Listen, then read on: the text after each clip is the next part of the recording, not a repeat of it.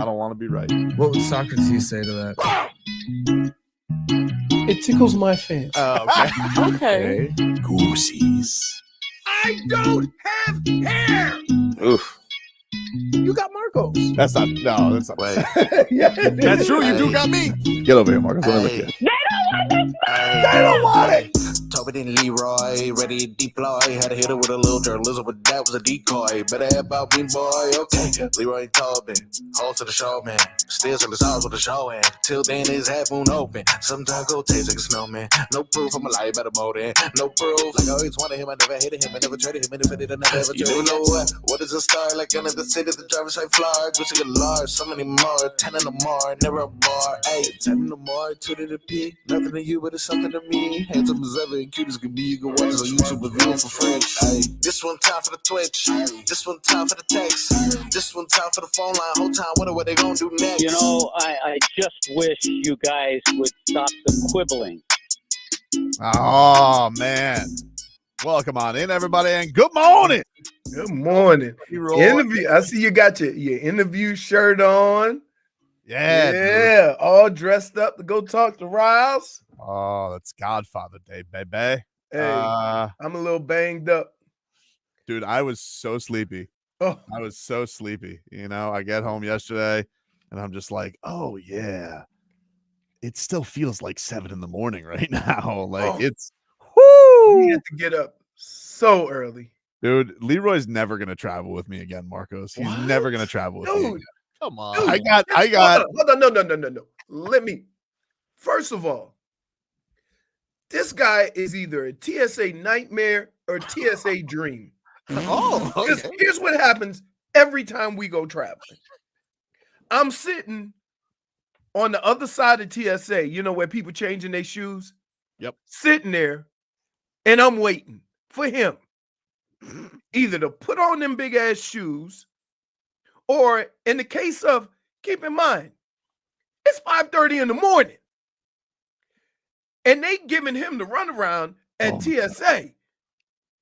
Like they checking every single piece of equipment.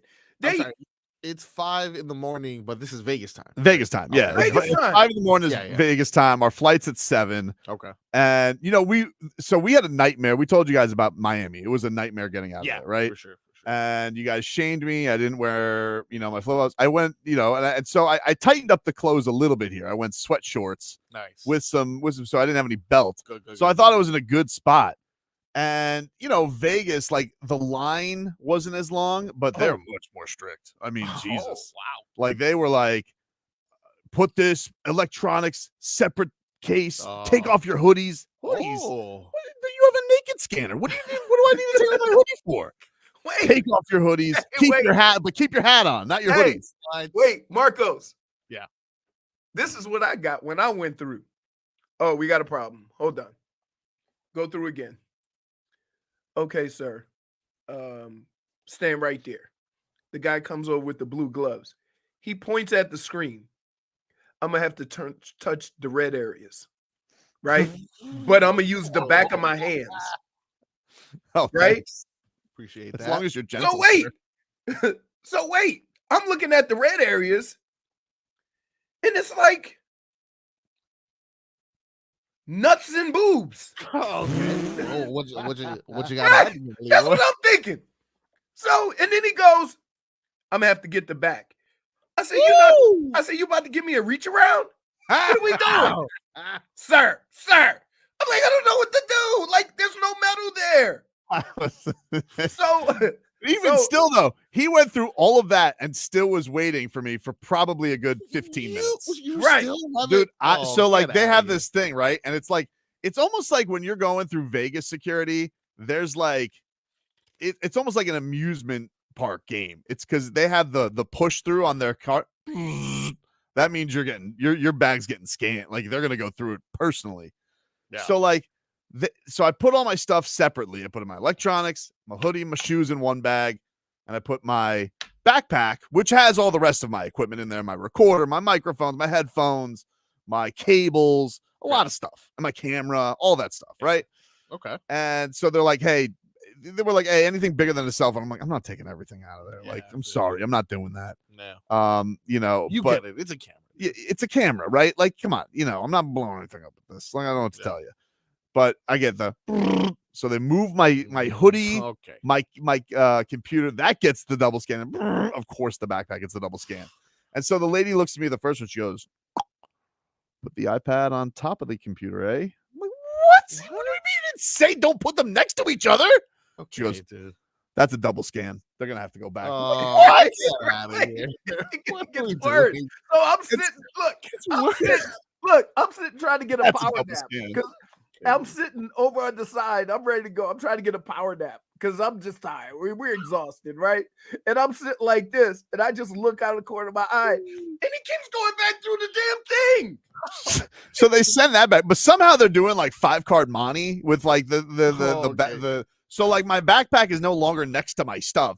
And then she goes, all right, whose backpack is this? I'm like, mine again. She goes, all right, dude. She's like, all right, let's look at this.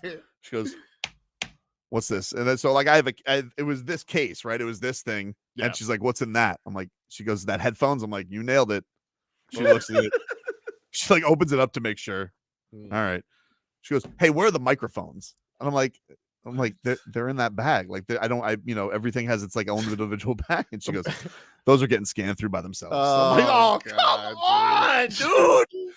She puts it, and so like she just random itemizes another Tupperware that I have to put all my stuff that was in there aside from my camera. Strangely, that one she was cool with, but the whole bag had to go through again, and then I had to scan the individual items. She goes, what's this? I'm like, that's a MacBook charger. She goes, that's getting scanned. Get out of here, dude. Wait, It's ridiculous. So then he gets done, What are we doing? and I gotta wait for him to repack. Yeah, Dude, I had to repack. at this point, yeah. I had to bring everything on over. Why'd you even pack? I don't know. Just showed up You with should have just came up with all your stuff like. in a trash bag and just dump it into Just, he's So never wait, going to travel my with guy. me. Wait, so you see how he had to take my guy? He goes to the pre-recorded message, right? Please take all of your laptop and your equipment and put it in a separate. So I'm taking my laptop. He goes, no, leave it in the bag. I'm like, you just said in the thing. And so the guy goes, yeah, I heard him too. Right? No, So he said, leave it in the bag. So I leave all my stuff in the bag. I go right through except for the pat down. I'm pretty sure being a TSA agent, like they just tell you, like probably like being a prison guard, like you just can't act like a bitch. You know, they're just like, you got to be mean to everybody. Yeah. Old lady doesn't matter. You got to just be mean. And that's how it's going to be. I mean, it was like, and I'm sitting there and you know what I'm thinking. Now, by the way, shout out to the ones who listen to us at MIA because they're nice, but we didn't get them. See, it would have been nice if we could get some fans as our TSA pre-check people, you know? They'd be like, oh, they're the silly guys. Let them through. No, they're not any danger. So you know you're not gonna get double checked when somebody go by. The Vegas people, Leroy. No, they're definitely not. That guy's not checking me. But the Vegas people, man, like I guess it seems like they have a tighter operation because their lines are a lot shorter. In fairness, though, it was 7 a.m. No, it wasn't even 7. It was 5 a.m. Yeah, but they are much nastier in Vegas. Like they're just like, nah. I was telling him one time I flew back from Vegas, and the line was all around the loop-de-loop, and then back like 100 yards. So you like everybody's thinking we're never gonna get our flight, and then a guy told me if they put your bags on, they'll wait for you. They ain't letting your bags travel by themselves. That's nice. No, it's a security thing. Is it? Oh, yeah. So they'll either go on the plane and take your bags off or wait 5 minutes for you. Well, we're happy to be home, everybody. We had a great time in Las Vegas. And didn't even have time for breakfast. Nah. Yeah, too early. Way too early. No. It took too long. Oh, you mean between Tobes? TSA to Tobes made me miss a meal. I apologize. Every item. What are these? Apologize. AirPods. Gotta scan them. I mean, I get. No, she goes. don't. She goes. What is this? He goes. Camera stand. Like she's going. Why ask me what it is if you're just gonna scan it anyway? Right. Oh, she's like, what is? Yeah. She's I, like, what does it matter? You should ask her. Have if you you ever find taken any type of picture before? Yeah, I can't be the only person to ever go through with broadcast equipment. I can't be. What's this? And meanwhile, I'm just looking over there going, he's still going. Every time we go to like it, enough with, I said, I'd rather it just be the shoes now. Didn't have a belt. So. There you go. Dude, going through Miami, he had to hold his pants up and hold one arm up like this. Like, wait, how about as soon as he took the belt off, his pants were making a run for the border. So it's like rest of our headlines, which have just been TSA stories, are brought to you by the new Palmetto Ford Truck Super Center. Why buy a truck at a car store? Palmetto Ford. We know trucks. So how about like I get onto the plane, right? And these two sweet old people didn't speak a lick of English. No, I love that. And they just sit next to me. Both have, I mean, old, dude. Old. Okay. Old. Right. Okay. Like canes. Ooh. Old. Okay. And they're just sitting. And like, person comes up to them and they're like, hey, can I see your boarding pass? And they're just like, they're just looking like, okay. huh? Because they don't speak English. Yeah. They do not speak English. Yeah. And so like this dude, because the old are adorable. They don't like technology. Nope. And so he doesn't have the boop on my phone. No way. He's got a slinky file that has his boarding pass in there. And so this guy got an accordion? Yeah. So you know the file, the things that open up like court records. Like court records. So like she hands it. And like, you know how like this is a thing where you know somebody doesn't deal with somebody who speaks Spanish a lot because her translation to them was just to speak English louder. Like that was gonna work. You don't sit here. Okay. You're supposed to be in 19 F and E. They're like, and it's just like, and they just look at each other, and he just goes, 19. whoa. I'm like, Ooh. because we were in 20, you know. Oh, look at that. We were in. I don't know how they screwed that up because we were not in EF. We were in ABC. Either way, they were in 20, not 19. Look at that. And they're like, so at the end, she's like, so they're trying to get everybody on for whatever reason, a really slow roll to get everybody on board the ship today. Gotcha. And so they're like, we're gonna switch at the end. Jesus She's doing the switch crossover. Yeah. And they're just both looking at her like old as hell, not giving a bleep. They ain't moving.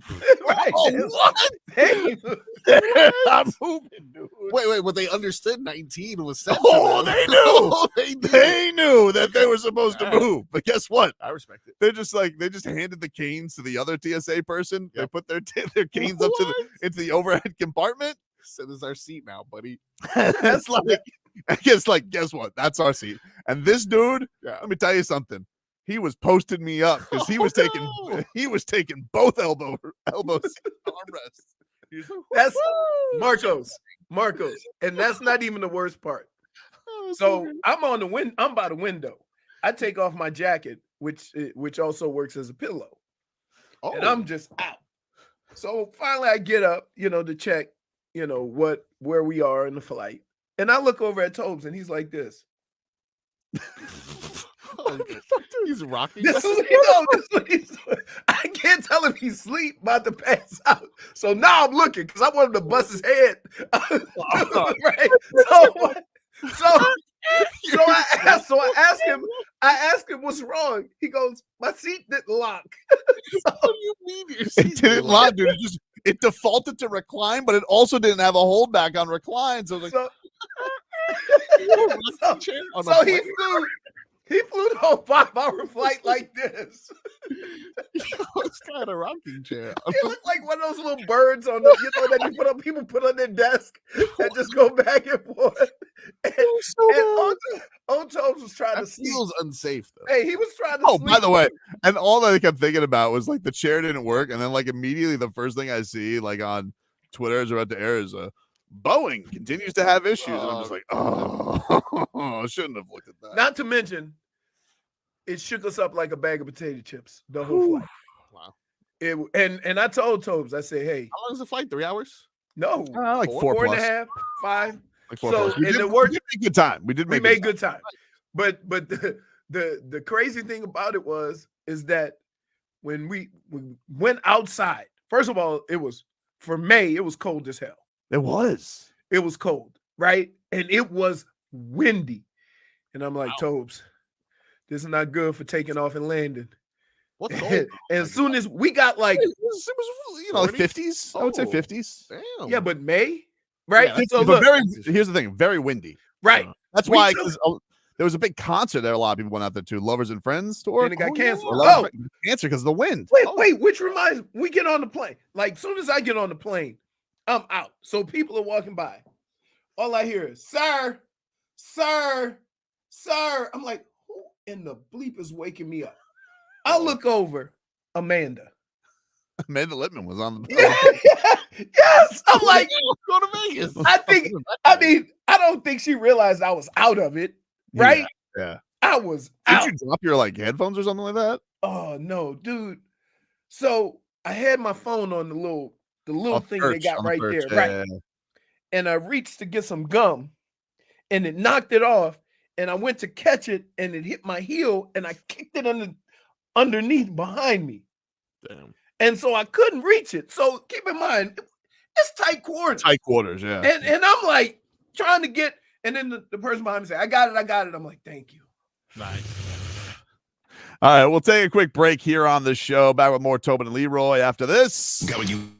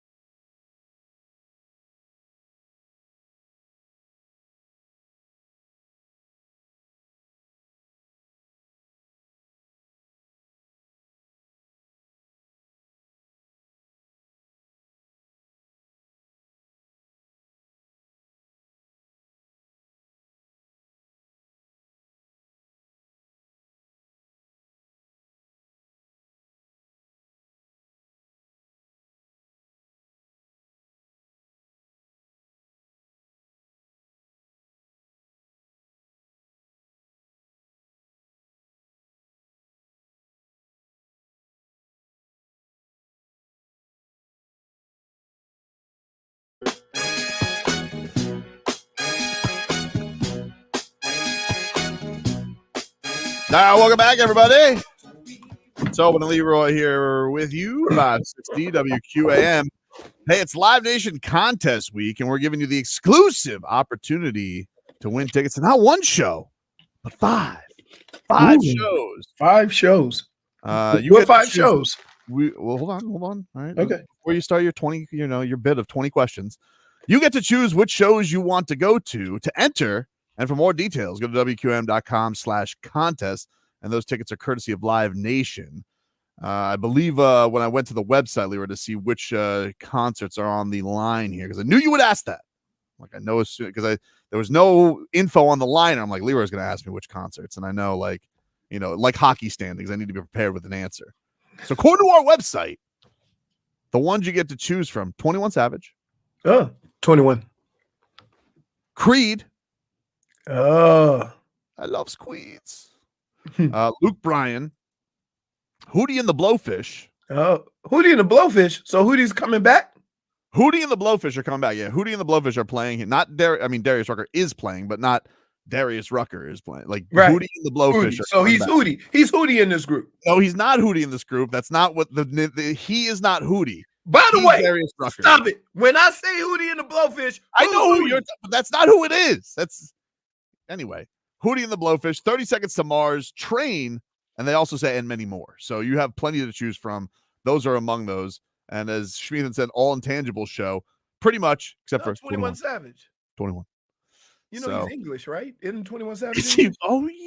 He's British. British. Oh, all right. British. Anyway, that is your contest this week. Lyric, get a weather update from the Demesman and Dover Law Firm. .com. Free consultation 24/7. Call them at 866-954 more. To all you bums complain about me giving weather in Vegas, I was at Vegas. I can't see Florida from there, jackasses. So you get a weather report from Vegas. Ooh, it's quite breezy here. We got a breeze of 15, 20 miles an hour. Look like it could be gusting up to 25. The winds are out of the southeast. Mm-hmm. And I would say it's about just a little bit over 80 degrees. Some of these clouds look like you might get a passing shower in the evening. But other than that, not bad, other than the wind. How do you do, Frog Boy? Currently 82 degrees. I believe that's right around what he said. Howl? Was that a howl in the background? Well, no, that was. Was it? It was a little bird chirping.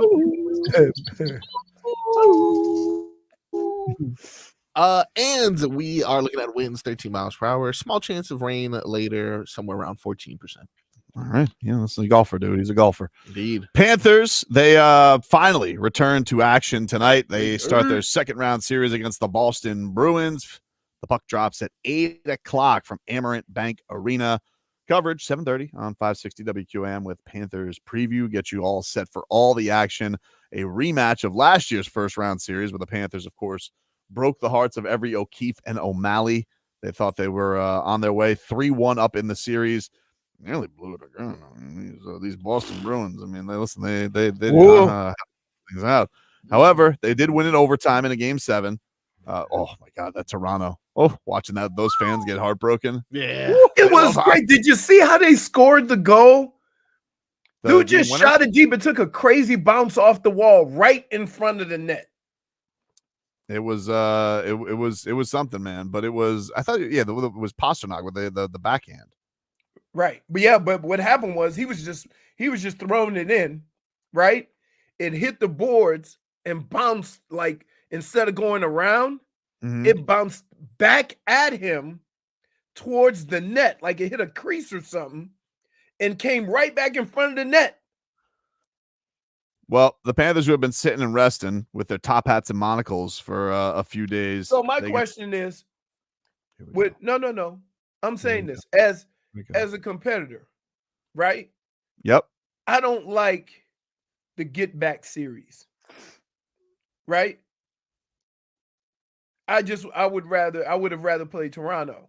I think the both Panthers of them. win. They beat them both last year. Yeah, but not like it literally could not be a get back. Not like series. they beat Boston. They beat them worse because they came back from 3-1. I understand. Like, it's more heartbreaking what they did to Boston, but they beat the Maple Leafs worse. The dumb fans were saying, "We want Florida." Bump, bump. You're eliminated. That didn't match up. Either way, you couldn't win. Everybody's going to be pissed at the Panthers here. The Hurricanes are going to be pissed at the Panthers. Right. The Maple Leafs would have been pissed at the Panthers. The only one that wouldn't be with the Rangers, and we hate them anyway. In Vegas. Gotta admit, though, Boston. Well, Vegas is out. They lost. Ooh. Man, can I just tell you, there was a lot of action in Vegas this weekend. They had hockey game, the Canelo fight, that concert. It was Tobin and Leroy show. It was happening. The Rangers, by the way, they take a 1-0 series lead. They started their series yesterday. They won 4-3 over the Hurricanes. So they have a 1-0 series lead. Yeah, Stars won Game 7 yesterday, 2-1. They're moving on. The defending champs are out. The Panthers have the hockey slate all to themselves tonight. 8 o'clock. We get going there. Prime time. It is prime time.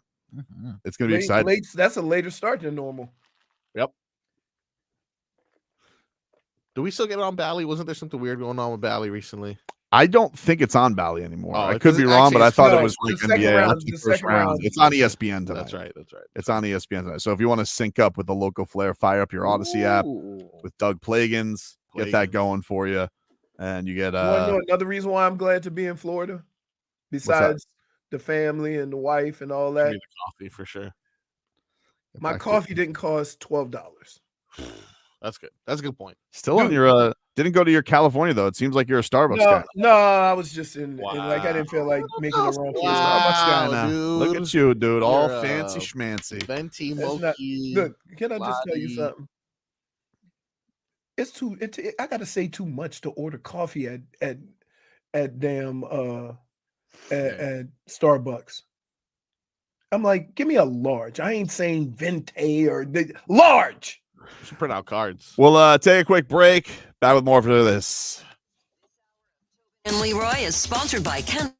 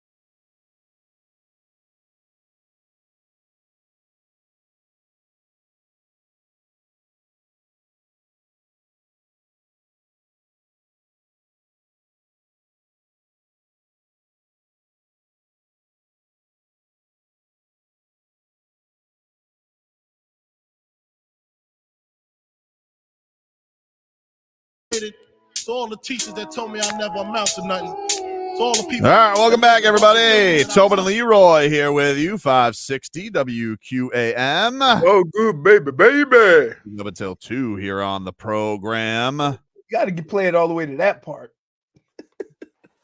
I can't. Then we get flagged. Yeah, we get flagged. Oh, really? Yeah, so we got to take that off. Okay. So I get like three seconds at most is what JFig allows me before. Right, unless it's beef. If it's beef, we can play. Whoa, the beef Oh, is crazy, dude. Wait a minute. Yeah. Tobin, I don't know if you remember when we were sitting watching the fight. Yep. The people behind us. Yep. Were talking about the Drake Kendrick Lamar beef. It's been heated. It's been heated. Dude. Wow. So Drake he damn near. So Kendrick Lamar damn near released an album. He about to come out with a whole album. He may actually have an album, he according actually to Drake's latest claims, is that he's already got more in the holster. But Drake is apparently is he waving the white flag? Is he, because you're a Drake fanboy? Everybody's accusing you of. No, they're saying that's what they say. They call you wakey wakey eggs and Drakey. That's what they call you. So like that people call you that. So like. What would you say, Frog Boy, is the only one of us here to drop an actual song that was of original creation? I'll create parodies, but who would you claim is winning the beef? Well, got a new leader. We got a new leader, guys. What? We have a new leader, but it's closer than you think. Wow, it is closer than you think. Before you made it seem like it was a landslide for Drake. So that is a big comeback. Oh my, and you know what? Prior to last night, it was actually a landslide. This is like a typical Miami Heat game, essentially, in which, we have gaps of 25 points on either side at the moment. Right. Drake was up by 25. Then he was down by 25. And a lot of swings. But I tell you what, it is currently 9-point game in favor of Kendrick Lamar, and there's about 3 minutes left in the fourth. Wow. Yeah. Interesting. All right. So the game is gonna be over. So Drake better come back, make a final push. Drake needs. Is there any thought that these guys just might be friends and that this is all fake? Honestly, I would hope so, because the things that they're saying about each other, they're really rude. They're hurting my feelings. They're really bad. I hope this is an inside joke. It's crazy when somebody outside the beef gets more offended than the person in the beef. Hey guys, calm down. There's like lore being thrown into it. People are like, "Oh yeah, he must have did this because of this," and people are always going to remember. People love a good conspiracy and mystery. Really, and then they're feeding into these things as well. Chris Brown. Whose side was Chris? Chris Brown went in. Well, Chris Brown actually has his own beef going on with Quavo. I'm not sure if you guys are aware of that. Oh yeah, he didn't he buy out a concert? He did indeed. That's funny. He bought out all his tickets, so it looked like Quavo was not selling. That's funny. But I tell you, whoever went to that concert was like, "This is amazing." You got like a private show. So wait, yeah, he got the kind of beef with a person that he will buy all the tickets. Yep. Yes, indeed. So nobody's there, but the dude's still getting paid. I know. Yeah, but it's embarrassing. Just a power move. It's just a power move. It is. It's like, look who I gotta perform for Chuck, who showed up because he got his tickets. He actually got his tickets legitimately. Oh my goodness. So that's where we are now? That's where we are. So this is clearly not about the money, because he's gonna get his feelings hurt because he's gonna get a big check, but ain't nobody show up. What's crazy? There's a bunch of, and I noticed this recently. This is a bunch of rich people arguing. If we're being honest, this is a bunch of rich people problems. No one has ever experienced any sort of real life issues in at least a decade, but they're all just angry at each other. I don't understand. Everyone's just mad. I don't know. I'll tell you what, though. Things were said this week. We also heard a guy behind us who thought that Canelo Alvarez was too small for Jaime Munguia, and that guy. Oh my goodness! He goes. Here's what we heard the whole fight. Yeah. Keep punching. He's too little. Okay. And then 5 seconds after he said that, knockdown. Yes. There's nothing that makes me happier than cocky. So guess what I yell, Marcos? Yeah. Guess what I yell, Marcos? He's too little. Who's taller now? The cocky fight fan who's like supporting the wrong guy. I'm just like, it's a different kind of delight for me. It happened the last time too with Spence versus Crawford. We had a hardcore Errol Spencer, and it's just like, he's like, he's got him figured out. I'm like, you guys in trouble. He was so weird, man. He was so in trouble that for the Spence Crawford fight, We got up after round 7 and said this thing is a wrap. The for some reason though, the fans there yesterday. There were a lot of fans that weren't with Canelo, which is odd. I don't know what that is. Like, I don't know why, because it was like, dude, it was all fans from Mexico. Like, it just was. And I don't understand why it was that Jaime Munguia seemed to get more chance than Canelo. Oh, Canelo got like one really big pop. People really like when he came out, and then after his knockdown, people were going nuts for him. But the entire fight, people were trying to wheel Munguia. I don't know. I don't know what that was. I don't know if that was like a Tijuana, Guadalajara beef. I don't know what was going on there. But there was definitely more chance for Munguia. Like I said to Tobin, I said, hey, this is weird at a Canelo fight, isn't it? He goes, yes. Yeah. Strange. But, it's the first time. I think it is the first time that he's fought a Mexican, especially the first time since he's risen to this kind of fame. And on Cinco de Mayo. Yeah. But more people were chanting for Munguia. I mean, unfortunately, did not help him out very much. No. But anyway, so Jimmy Butler this weekend, he was enjoying life. He was at F1, and this guy, I don't know racing people, but this Lando Norris, he was the winner. Yep. Which was first cool, win. That's why you don't know him. The guy, but that's the guy Jimmy was backing the entire week. Wow. That was the guy. Jimmy was like, he was following him at the thing, all the interviews that he was doing. He put Lando on his shirt before the race. So Jimmy was backing this guy all week. He goes up and he ends up winning. This Jimmy Butler, maybe Jimmy's right. If he was in the series, this guy does seem to have the magic touch, because he goes to the damn Pinks game. This Messi has a historic game, 5 assists and a goal. Everywhere Jimmy's going. So Jimmy Butler. How about on the court? That's what we need. That's the thing. We don't know. But here's the thing. Jimmy Butler, he has this. So he's talking to this I guess podcaster, Rock the Bells, right? And I think the guy's a Knicks fan, and he's trying to convince Jimmy to come to the Knicks. And Jimmy Butler looks at the guy's camera, and this is what he had to say. Video this. You got it? Yep. 1, 2, 3, action. If I was playing, Boston would be at home. New York, damn sure would be at home. Y'all talk. What that mean to me? Josh Hart. Yo. Come on, man. Nah, I love Tibbs, but I don't want to. I love Tibbs. I love you, baby. I want to beat you to a pulp. You want me. I don't want you. It's like a one-sided relationship. You in love with me. And I love you, but I'm not in love with you. You know what I'm saying? Like the one guy behind him. That's me. Tell him, Jimmy. So pathetic. Hey. So Jimmy Butler is just telling this guy who's trying to recruit him to the Knicks. He's like, he goes, "Oh, come on, sign with us, man." He goes, "I don't want to play with Tom Thibodeau anymore. Tired."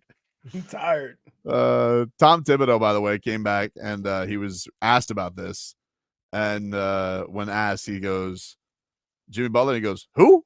Jimmy Butler. And he goes, "I don't know him, but I'll beat him to a pulp." So get ready, Drake and Kendrick Lamar. We have a new beef that's going down. Tibbs and Jimmy Butler back at it, at each other's throats. Tibbs, is there any more of a curmudgeon at coach now that Bill Belichick is gone? He does. He looks like he lives and breathes him and Spo. Remember the press conference when he goes, foul. He's getting fouled. He's getting fouled. I don't know. Spo looked pretty worn out by the end of that Celtics. I'm telling you what, he looked like Munguia after the fight, right? He's thinking to himself, I'm sure Celtics are going to do this to a lot of teams. I will not watch a second of it. Right. Yes. It's like what Spo is done with basketball for the year. He is done. It is, yeah. Is he talking today or just Pat Riley? No, he talked already. It's just Pat Riley today. Okay. Pat Riley is going to address today the media. And obviously the biggest question is Jimmy Butler, because there's all this noise out there about the extension. But question, this is just out of my own curiosity. Go ahead. Does it have to be done now? It actually doesn't have to be done now. Right. So why are we making a big deal about it? People are afraid Jimmy's going to make a stink. That's really the only. Why would he make? But I don't. here. I understand in football why you do this. Because you want to get your money while you can.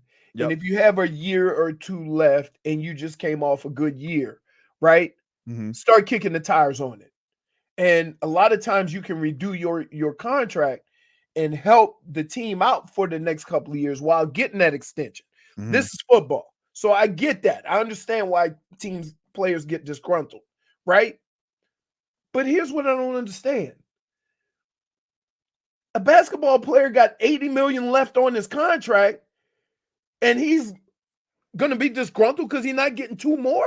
More than 80, actually. He's got because it's a player option next year. Really, all we're talking about is, but what we're talking about is a year tacked on for like 60. That's basically what we're looking at. Right, but my point is that he's still gonna make $90 million in the next 2 years, guaranteed. Yes. Can't nothing happen. Right? Well, why would he make a stink over not getting another year? He has a track record of making a stink, but it was a long time ago. It has not been with, Man, it ain't like, Tyler or Bam who's going to take that next step up in money, right? So I'm like that's what I'm having a hard time understanding, that you can make $90 million in the next 2 years, but you're gonna make a stink because you can't get an additional year 3 years from now. That sounds.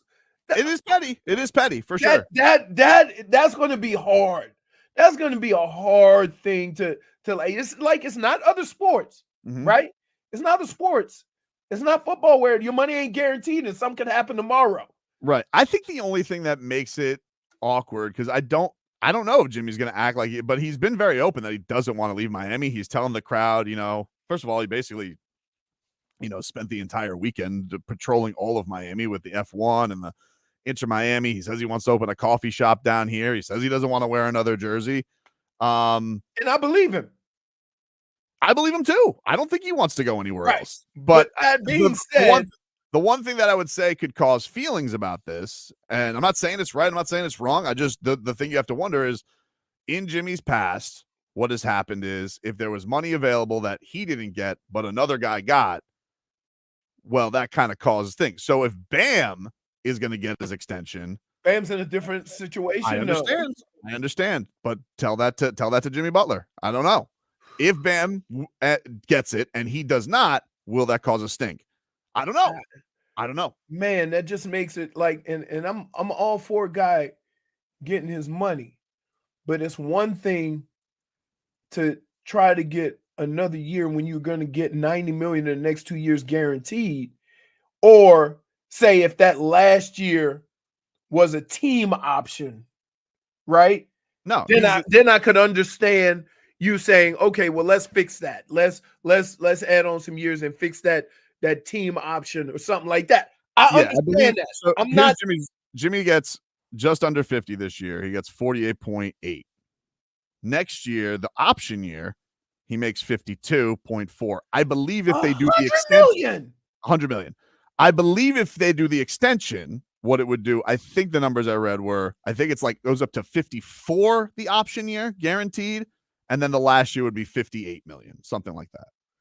So it's basically a $60 million. It's a $60 million. 1 year, 3 years from now. Mm-hmm. So, like, look, I'm not gonna tell people what to do or how to go get their money, right? If you can get it, get it, and I'm not gonna fault you for it. But I think I would have a problem if he made a stink, because a team wouldn't give him 100 million and plus another 60, right? Because it's guaranteed money, right? And here, let's be honest, he haven't played qualifying games in the last 2 years.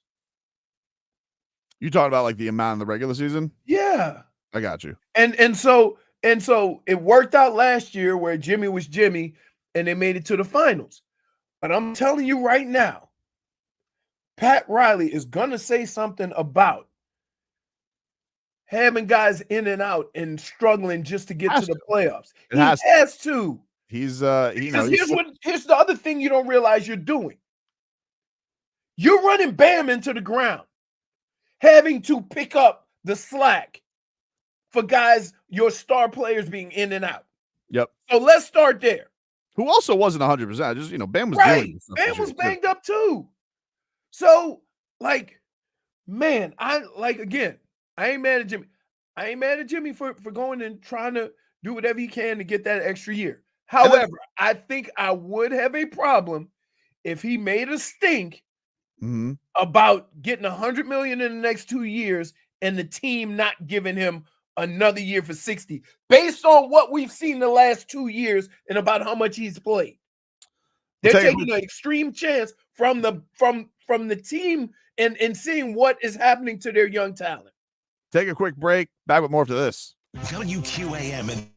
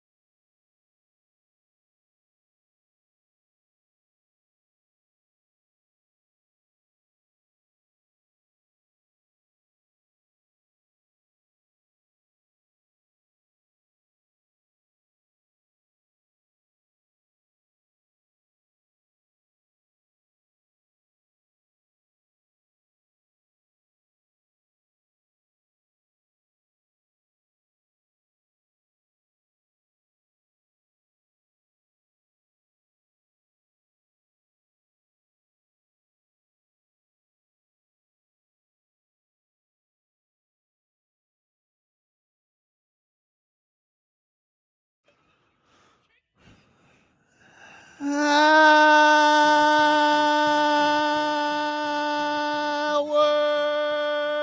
2 of the program, ladies and gentlemen. Tobin and Leroy here with you, 560 WQAM. Take you up until 2 here on the show. Let's get to our headlines, brought to you by the new Palmetto Ford Truck Supercenter. Why buy a truck at a car store? Palmetto Ford. We know trucks. Panthers start their second round series tonight against the Boston Bruins. That's set for 8 o'clock. Our boy Trevor, he says, big Boston contingent reportedly coming down tonight. Good. Let them come down and be sad. Every O'Keefe and O'Malley, bring me your stupid pasta jersey. What is he, a travel agent? All of a sudden, like he knows the hockey fan base. He knows the hockey fan base. Well, he knows that area. He knows the Boston area. He does. That's where he's from. But anyway, that gets going tonight, 8 o'clock.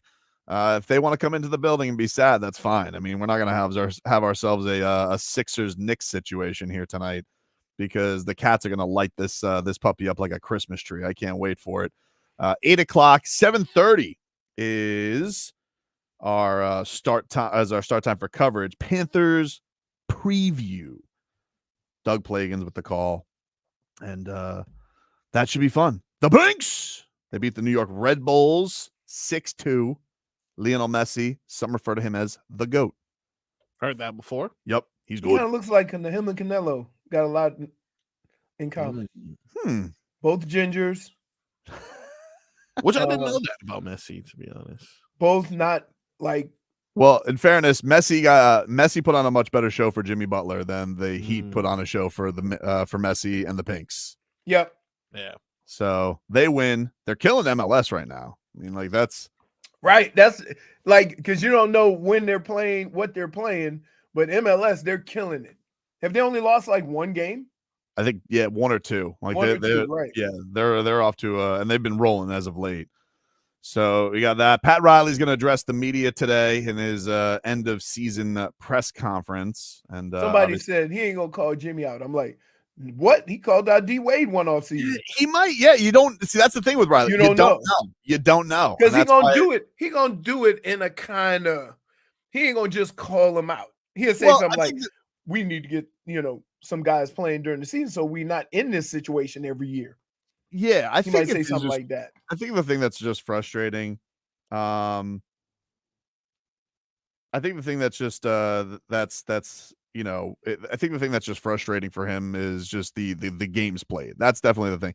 Like Jimmy's tough. I mean, he played a damn play-in game on a banged up, really hurt knee. But yeah, as you said, part of the frustration was, man, if he would have played more and not just him, I mean, just all the health overall, maybe you wouldn't have been in that situation.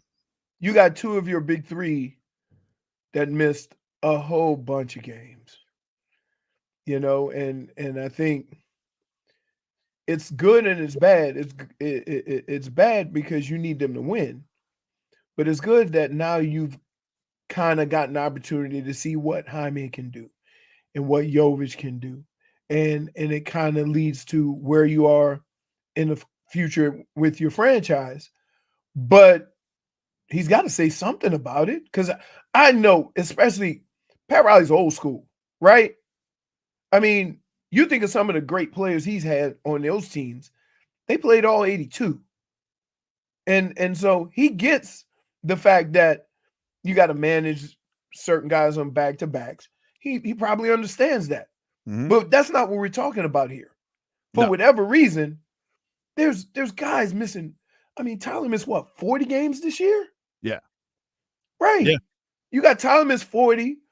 Jimmy missed what, 25? I think 22. 22? Not including the playoffs. I mean, if you include the playoffs. Right. No, just went 22. Like, yeah, man, if that's 2 of your 3 studs, like, are you just gonna run it back and hope that it works out next year? Or are you gonna say, look, I see where this is going. I got to do something to get at least some guys that are going to be active for 60, 70 games. Yeah. I'm with you, man. It's gonna be definitely interesting because he's usually pointed with his and Tyler didn't do himself any favors. I'm gonna just say that with his playoff performance. Yeah, no, it wasn't great. It wasn't great. So while we all And Tyler's the big, like the Jimmy money thing, you know, I get why it could be an issue, but like, I also can see it from Jimmy's side being like, just like with the D-Wade thing, like, come on, man, I've more than held up my end of the bar. We could quibble about regular season games. Jimmy Butler's tenure with the Miami Heat has been an overwhelming success. Yes. But as Jimmy Butler has been here, we seem to have more questions about Tyler Herro, who you also have a lot of money committed to, than answers. And that I think is a bigger question, is like, what is Tyler's role going forward with the team? Is it on the team? Is it they're going to put him back at 6th? I don't know. But I think there's more questions about the Tyler thing because, yeah, he does get hurt a lot. Some of them are fluky. Some of them just seem to happen. But he physically just doesn't feel like he can hold up. Here's what I would say. You learned enough about Tyler to know that he can't be your point guard. And now you realize, okay, he can only be the 2, right? Or he can come in with the second unit. So there's a lot of things that you learned that maybe Tyler won't be happy with, but as an organization, it's clear as day. Now, the conversation is going to become, okay, is this going to, is he going to mope and complain that you're putting him in the best position to succeed on this team, or the title that he has as starter? Because it's clear that he is better coming off the bench, regardless of how many minutes you play him, and playing with that second unit. Mm-hmm. That every successful moment that he's had has had to do with that, not the amount of minutes. He still plays starters minutes. Yeah. So the other thing is that I think this team in the playoffs would have looked 1,000 times different if Terry Rozier was playing and 100%. Tyler was the 2. You can't ignore that the Heat injuries impacted this. No, you can't. Nobody wants to hear it. I'm not here to talk about what if, but it is a fact. They didn't have Jimmy. They didn't have Terry Rozier. It's so people can laugh at Jimmy and people are going to laugh at Jimmy today. But it was a huge factor of the season. Dude, they broke a record, most starting lineups ever in franchise history. Half the games had a different starting lineup this year. Right. That inconsistency is some bad luck, but also you need to figure out how that doesn't happen again. I tell you who needs to take a nap. Spo. Yeah. Spo. There were moments during this season where you just looked at Spo and like, how mad could he get? Right? He's like, he wanted to get mad. He's like, how can I get mad? 5 minutes ago, Jovic was sitting in UDC, and now I got him starting 30, 40 games, and he's improved, and he looks great. But we took a chance here. We didn't know this was going to work. Nah. Marlins, they salvaged their series with the A's. They won 12-3. Traded Arraez for a bag on the of road. minutes. On the road. How do you feel about that? Are you happy for Arraez? Or are you just You want to know? You want to know my honest feeling about it? Yeah. Who cares? All right. I'm just at that point. It's Peter Bendix. Every time, and can I just say this, Marcos? Yes. Every time we have warmed up to a certain player Gone. that they've brought in or brought up, right? It never fails. He gets traded for crickets. Yeah. He gets traded. Like, we've had more guys go other places and be successful. Pablo Lopez was throwing heat yesterday. Right? I'm sitting there going, he used to be a Marlin. Yeah. Well, and I saw the Diamondbacks manager was like, I was kind of surprised he was available. Right. Not us. I thought we could be in the Derby for that one. Nope, apparently not. So we're done then. So we didn't even cause a bid. See, here's the thing that's annoying about that, though. Like, cause a bidding war. Couldn't even cause a bidding war. Like, but honestly, like, I'm not mad at Peter Bendix because he's been on the job for 3 minutes, but I'll be honest with you. I know a lot of people want to hear from the Marlins on this. Their best option right now is probably just to shut up. He's had more press conferences than wins this month. Like, it's enough of hearing from him. I don't need to be lied to anymore or spun what the thing is. Here's the spin. They're going to blow this puppy up. He better know how to draft hitters. He better know how to stock that farm system and make them the Rays. Otherwise, it's going to be a colossal failure. That's it. Jazz isn't going to be here next year. Soon as Sandy's arm is better, he's not going to be here. Yuri Perez, the only reason you're going to be here is because you're a teenager. Sorry, bro. And everybody else, yeah, they're probably on the outs. That's how it's going to go. Berger, Bell, a lot of them. Blowing it up, dude. Are you? That's the listen. Don't act like you haven't seen this movie. You can change. Listen, they've changed directors. They've changed directors, right?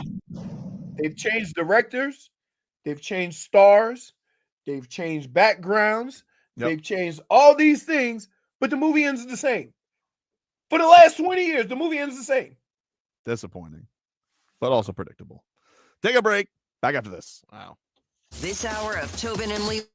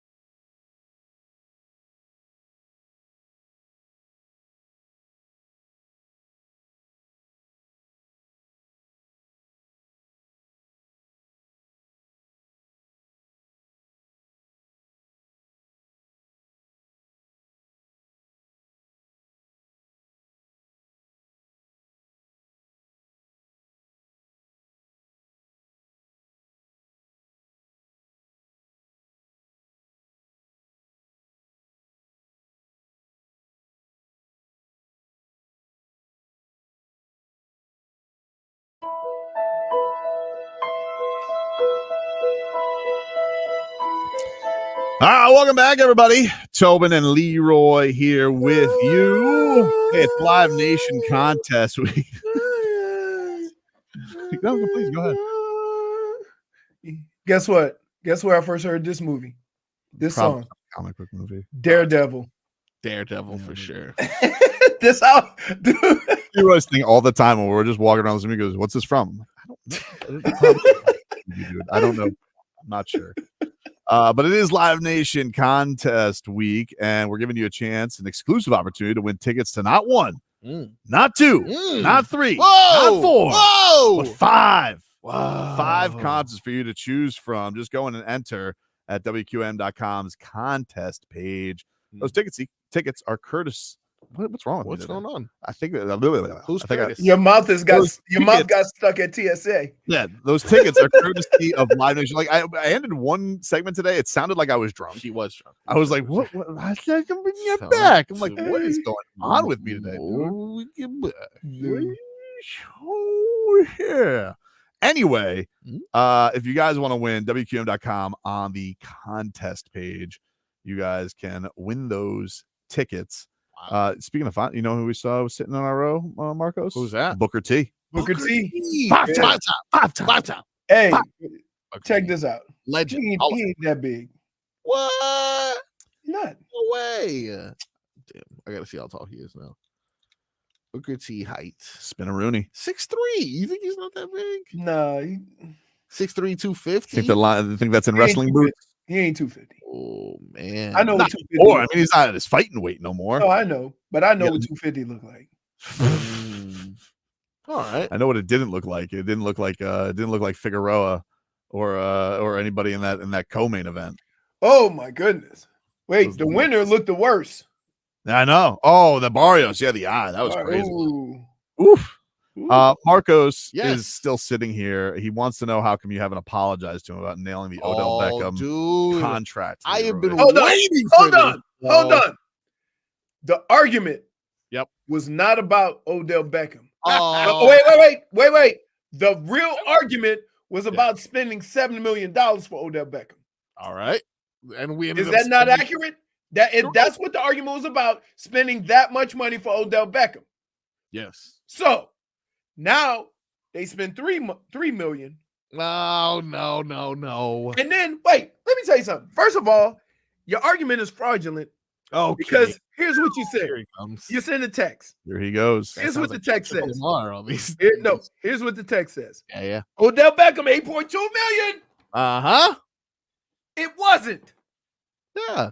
$3 million. Up to. Up But to. then Well, my contract was up to also. You don't know that. I never specified the details. did you say the word incentive, or did you just say Oh, no, you did not. $8.25 or $7 million? Did you I say said- incentives? I said he can make $7 million. So why are you sitting here saying, Yeah. I said I didn't want Odell Beckham? That's not what I said. I mean, you wanted him I said for I pennies. did. No. I said You wanted us to draft a receiver. with all the other needs they have, I Maybe did. we should've- maybe we and should've. keep in mind they signed 2 wide receivers, Oh, right? The Yeah. Dolphins, they drafted a couple receivers. They drafted a couple of receivers. I thought you meant like free agent. Yes. No. So my whole thing was $7 million with some of the needs you have to fill, and you're filling those needs with veterans also. I just think you could find $7 million to spend, but it's not $7 million. It's $3 million. It's a totally different conversation. Either way, I mean, like, look, Because you said there's no way he would take less than $7 million. Because he's not. well, I think in his mind he thinks I'm not taking less than $7 million because he's Oh. going to reach some incentive. I don't know. We don't know what the incentives are. Okay, So but- is this a wait right. and see? It's another Leroy wait and see. I gotta wait till week 9 for him to hit his mark, and then I could be like, "You see, No. You can never say you see because they gave him $3 million guaranteed.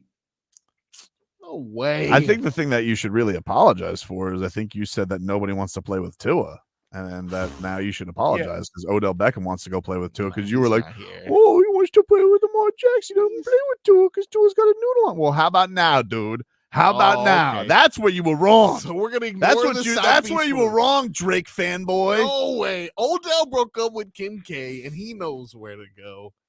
So He does know where to go. By the way, Cruising that so. F1. Can I just say this? Yep. Astron, you're number one. Because we saw what they was trying to do out there in Vegas.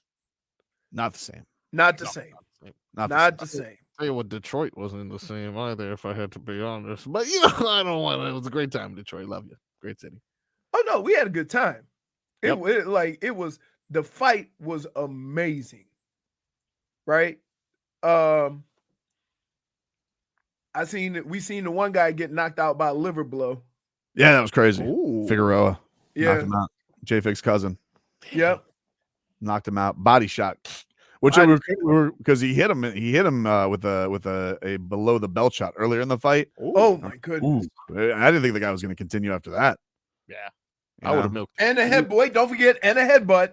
And a headbutt. And Yep. a headbutt. Wow, dirty fight, dude. It was a dirty fight. But much like this, Marcos, it just I don't know, man. I think you got to take the L on it a little. How can bit. I take the L? You got to take the L. This is exactly what I wanted us to do, and honestly, we got a better deal than what we were. We did get a last better year. deal. Yeah, last year. But you should probably thank Tua, like you wanted to play. You think Tua is the reason that he? Well, I don't know. I mean, you can't say that he's not. Wait. Whoa. Let me ask you a question, Marcos. Yeah. You think when a wide receiver is choosing a team, the quarterback doesn't matter? I think for Odell, especially on an incentive deal. I think it definitely matters. Okay, I think it matters. That was the sixth most important thing that Odell Beckham was. Six. Not even top five. I'm gonna tell you right now. Yeah. I'm gonna tell you right now. Yep. Number one. Okay. If you are a wide receiver and you ain't got a quarterback that can throw it to you, what good is having an incentive-laden contract if the quarterback can't throw it to you? Okay, so rip off your top five. Number one, easily. Astron, Miami in general. Just I'll allow it. I'll allow it. All right, that might be number one. He took a boat. Look, you remember the boat thing? Yeah, he did. Crazy. Tyreek says no boats this time. No boats though. No boats. Number two, just like most receivers, money. It has to be. It's not that much money. It's not comparatively. 8 million. Okay, it's not 8 million. Stop saying that. Totally gonna be 8 million. We don't know that. The only way that's gonna be 8 million is if Cheetah and Waddle, one of them gets a little, held up like that. God. Then the incentives might kick in. And really, what do we have? How windy is it? 4 miles per hour? Yeah, one of those guys is getting injured for sure. Just saying, dude. Wow, this guy's got cramps again. Yeah. Nonetheless, fine. Well, maybe it won't, but you can't not say if I asked you to run to the bathroom and back right now, I start breathing heavy and hyperventilating. You getting mad at a guy that runs sprints for a whole game and cramps up. Yeah, I would never run back and forth. I still want to know what's in those IVs that he takes. We gotta know, man. We got every time he takes an IV, he comes back. Celsius. It's just a bag of electrolytes. No, that's what they say. I'm telling you. That's what they say. No, it is not secret stuff. No. Number 3, state tax. Come on. That's also under money, though. No. Kind of making the same thing. I feel like you're adding categories that are the same to keep Tua lower on the list. No way. All right, what's number 4? Number 4 is, and we all know this, Mike McDaniel. Of course, you got to be in a good scheme. That was reported. That Mike McDaniel was a big influence. Absolutely. Okay, so Tua is not top 5 though. No, because number 5 with Mike McDaniel. I think they like him. Yeah, look, number 5. I think that's a huge reason. I do think that Mike McDaniel clearly not only is a player's coach, but seems to be a stars coach. Like he'll relate to the stars. He'll fluff them up. They seem to like that. Like he's got it's part of the reason why I think Jalen Ramsey was upset last year because Mike McDaniel couldn't tell Fangs what to do. Indeed. And look, coaching, like you mentioned, their relationship with players. That's what you're saying. Lifted Tua to this amazing level he's at now, but again, not in the top 5. And okay, so what is number 5? Number 5 is has to be, and this one is probably the easiest. It should be number 1. Larry Zonka, dude. He wants to be closer to the guy. Why would he want to be with Larry Zonka? Legend. He follows him on Twitter. If you guys look at that, I wouldn't know that. They follow each other on Twitter. You're blocked from OBJ? I am. Larry Zonka follows me though. Okay, well, so and then maybe too. I feel like I made Larry Zonka's Twitter a thing. I don't think anybody was on to Larry Zonka until we started reading Zonk's tweets on this show. That's true. Loves the hashtag. Yeah. Okay. Well, really though, he does about 5 for it. Hello, Florida. Well, if it was Larry Zonka, how come Larry Zonka hasn't tweeted about this? No, it's not Larry Zonka. It's an easy job that he's going to have for number 5. Oh, he's going to have Jalen Waddle on one side, Tyreek Hill on the other side. Who's throwing it to him? they're going to commit. I mean, it could be me at that point. The third best corner is going to go against OBJ. So you're leaving the lava to go be QB of the Dolphins? You know, if they need me, I'm available. You know, we can make, what are we doing? Mike White? I give you 12 seconds on the football field, and it's going to take you 5.5 to run onto the field. Hold on, 12 seconds of protection? Am I protected? You're a for those hater. 12 seconds? That's what you are. What? You're a hater. No That's way. what you are. You become a hater. Wait. Okay. It's football. It's football. There's no guarantee. No guarantee of 12 seconds of protection? Yeah. Then I don't want to go. I don't want to be there. That's what I'm saying. Like, everybody act like it's so. When You people give me 12 run, seconds, Tyreek Hill is going to outrun that coverage. how you going to throw it to him? Can't get it to him, though. He has to Right. do I better get out quick because they're putting Eichenberg in guard. Better be quick. I'm going to bull rush. No way. The quarterbacks are going to read your toes. I'm trying to make one throw because this Eichenberg is getting whiffed. This is the worst. Marcos is going to be laying down on the ground. In the business, we call that the Olay block. Down goes Frog Boy. Okay, and his debut is done. I don't know. I don't think, you know what's funny? Here's what I would say. I don't think people understand how fast 2.5 seconds is. Definitely not. That's when these quarterbacks have to plant and throw, right? So you're talking about reading the defense, reading the coverage, pump faking, doing all this in 2.5, 3 seconds. Wasn't Tua less than that last year? His average? Yes. Yep. Yes. Which, and I tried to explain this. Do you know how hard it is to make a decision on where to throw, be accurate, and get rid of the football all in less than 2.5 seconds? And you saying somebody is garbage? 2.1. That was his. Well, Leroy can And you decide. say that's garbage? No, I mean, it's as quick as you can say dink and dump. Really? But he also led the league in passes 20 plus yards. You might be on your way to a game bum, my friend. Wow. Leroy's game balls and game bums are next. Got you cute.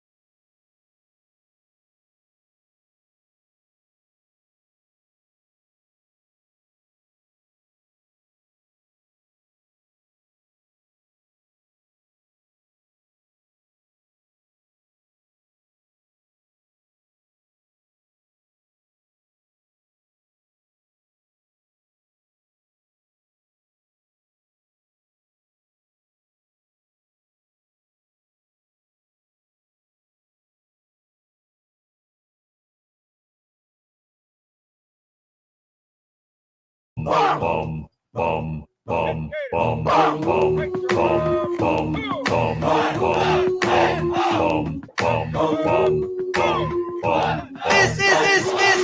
guy's a ball.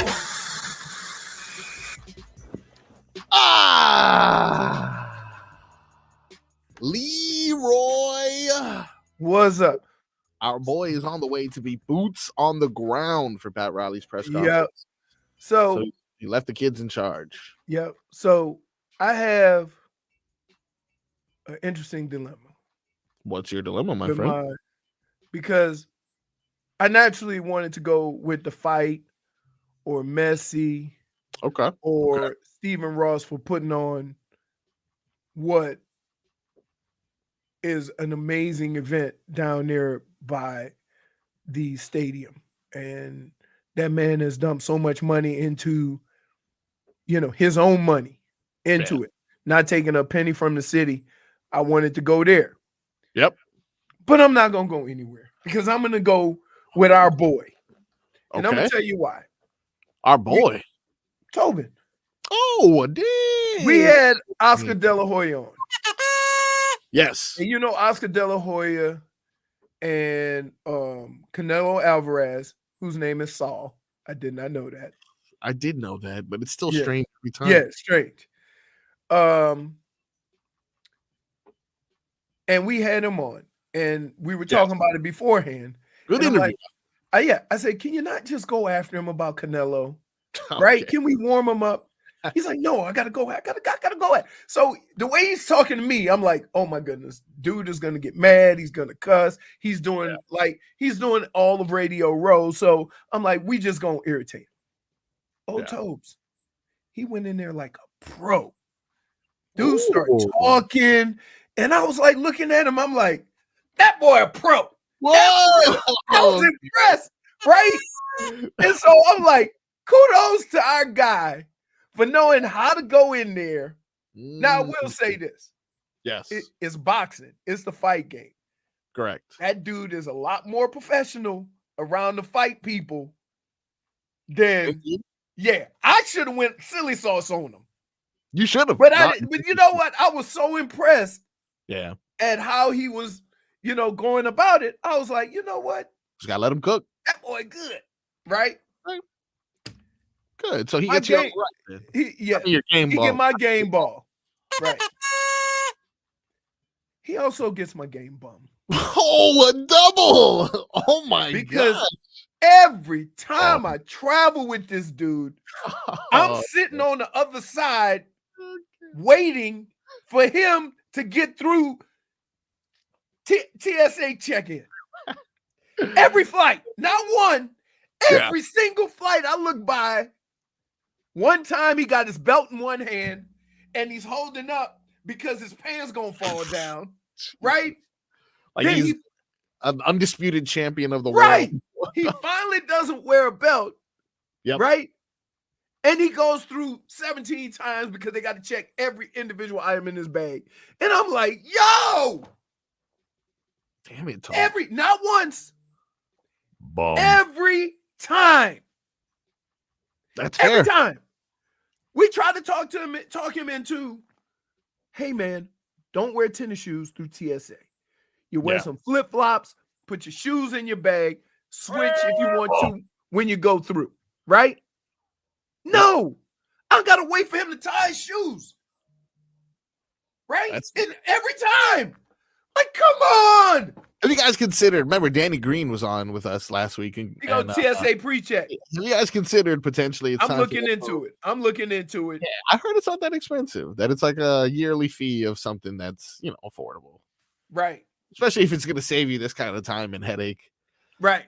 To be fair, though, it did seem like they were pretty strict in the TSA in Vegas. No, but here's the deal. His line, the dude make him take out all of his computer and whatever. Yeah. My guy said it and then yelled at me when I went to take my computer out of my bag. And I went right through with my computer in my bag. Yeah. He just had unfortunately. Even the people behind me said, I heard this dude say, take out your computer and your electronics. See, that's the thing that's been different because I've had instances where it's like, yeah, you put the laptop in a different bucket. Right. And then I've had instances where it's just like, nah, you don't have to take anything. Just pile all your crap up in one. Yeah. Right. It kind of just seems like sometimes it's like, what's today? Nah, we'll do it this way today. Right. So like, yeah. So, but yeah, Date South brings up a good point though. Why'd you wait for him? How come you didn't go get some food? Because, dude, can I just tell you? Yeah.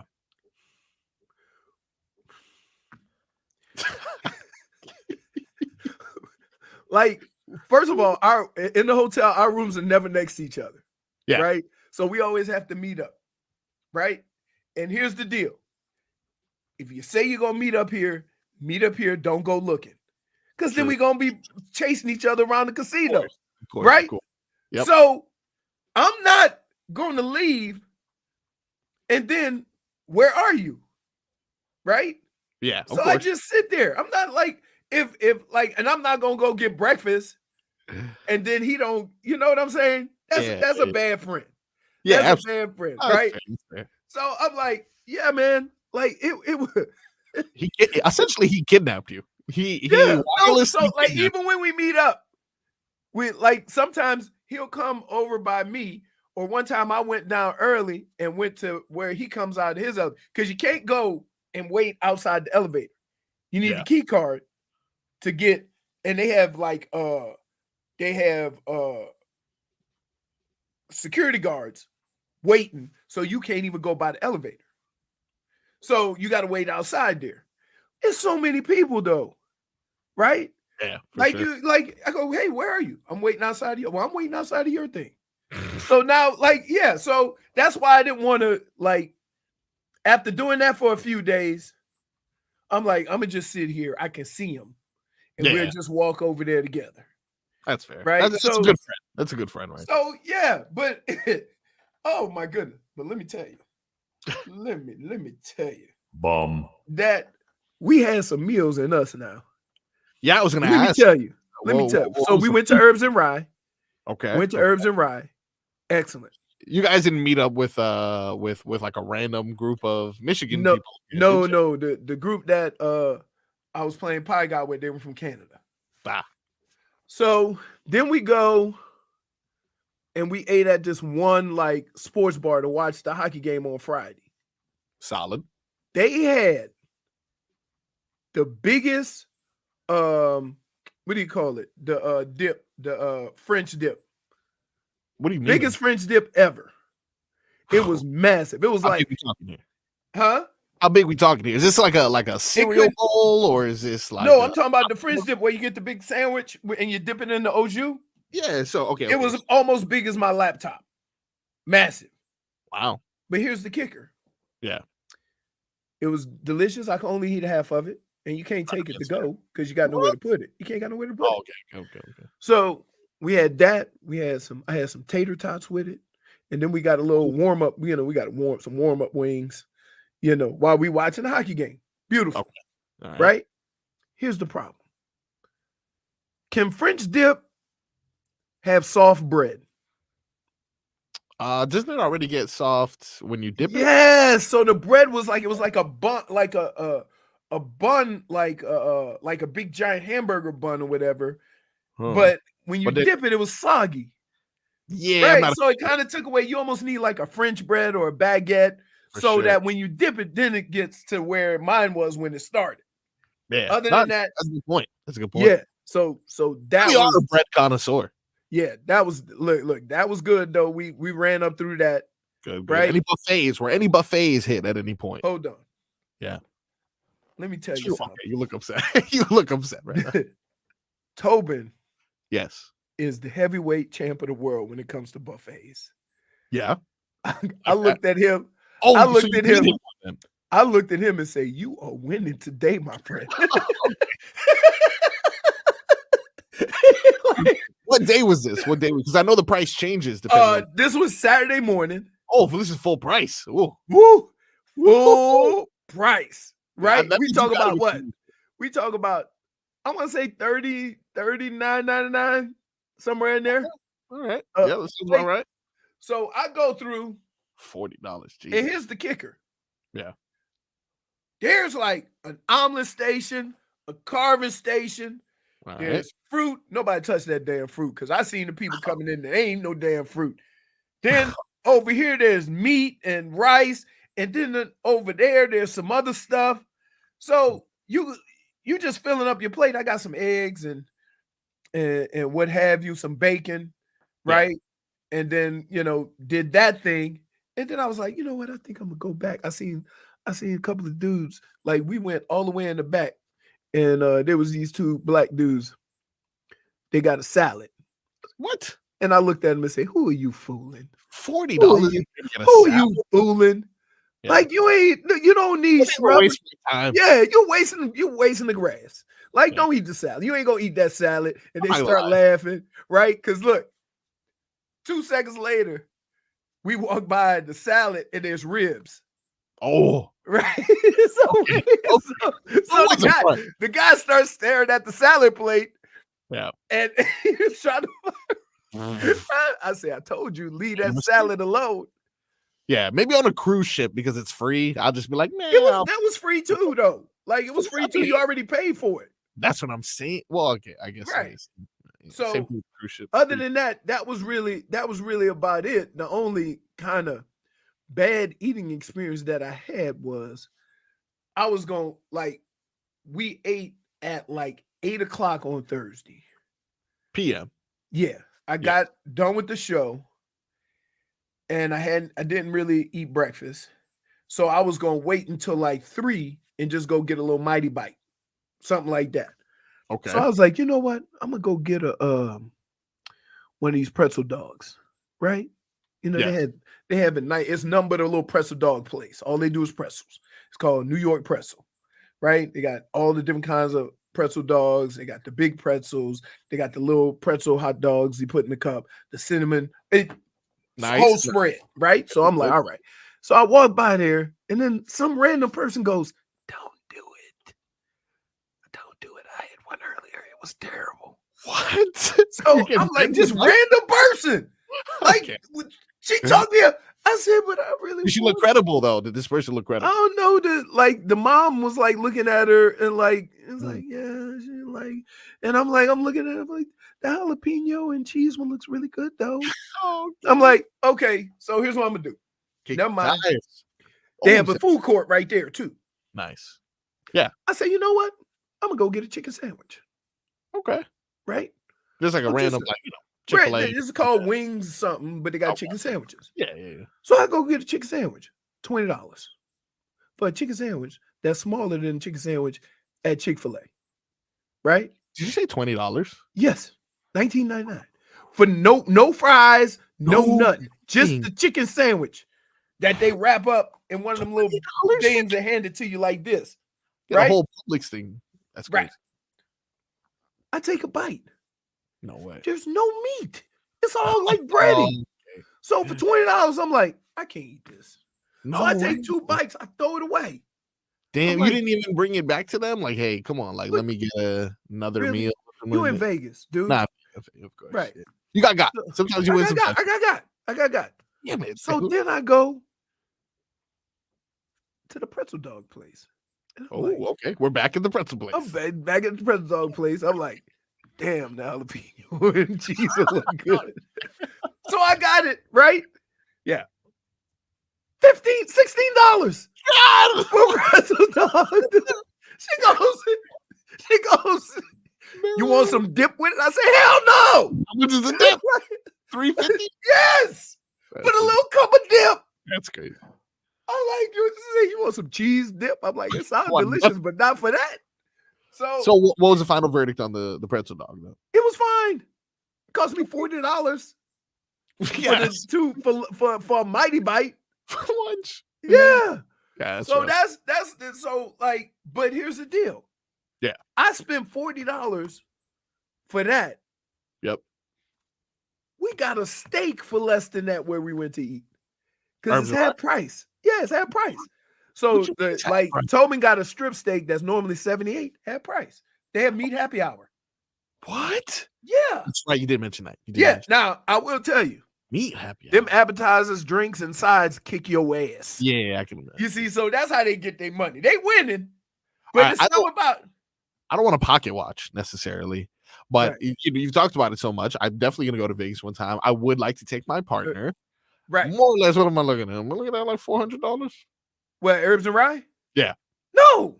Oh, okay. No. Okay. So you gonna get a steak? Yes. Let me tell you something. Don't bring your girl up in there and she order fish. Because you're gonna get cracked over the head and going into a meat place and getting some fish. There ain't no deal on the fish. Yeah, no, see, you know who did that? Who? Crowder. That sounds about right. That sounds about something Crowder would do. Crowder. He said, I'm a pescatarian. For when? Till when? That was like 3 weeks. Yeah. It was a 3-week span. So, yeah. So, look, we got the appetizers. You know, I love their calamari, right? Yeah. Put a lot of hot peppers on it. And then they got chorizo meatballs. Like and they put these like little French baguettes on it. You damn near want to make a meatball sub with it. Yeah. I like that. So yeah, and then we got I got surf and turf. So I got an 8-ounce tenderloin. Poop. That counts in the meat happy hour? Because you got both. No. Oh, you was treating yourself. But surf and turf, you still get the meat. That so it basically you end up paying like normal price for the steak. Okay. See what I'm saying? Yeah. So you still winning there. Of course. But the sides, the drinks, and the appetizers where they get you. But it's still not you probably, if you go there, you have drinks, some sides, and appetizer or two, you'll probably spend $200, which is good at a steakhouse. Yeah, I'll take that all day. Right. So but here's the kicker. I got reservations 2.5 weeks early. Oh, so that you need to wait. Yeah. 2.5 weeks early, and the earliest reservation was 8:30. Right. It's but here's what you do. You want me to give you a treat? When is meat happy hour? I think 8:30 till they close, or just like 2 o'clock. Okay. They say they stopped taking orders at 2:30 in the morning. Okay. So here's what I do. Okay. I make a reservation. I go there. I ask them, I'm a little early. Can you seat me? Right? If not, go wait by the bar. Oh. You can eat on the bar.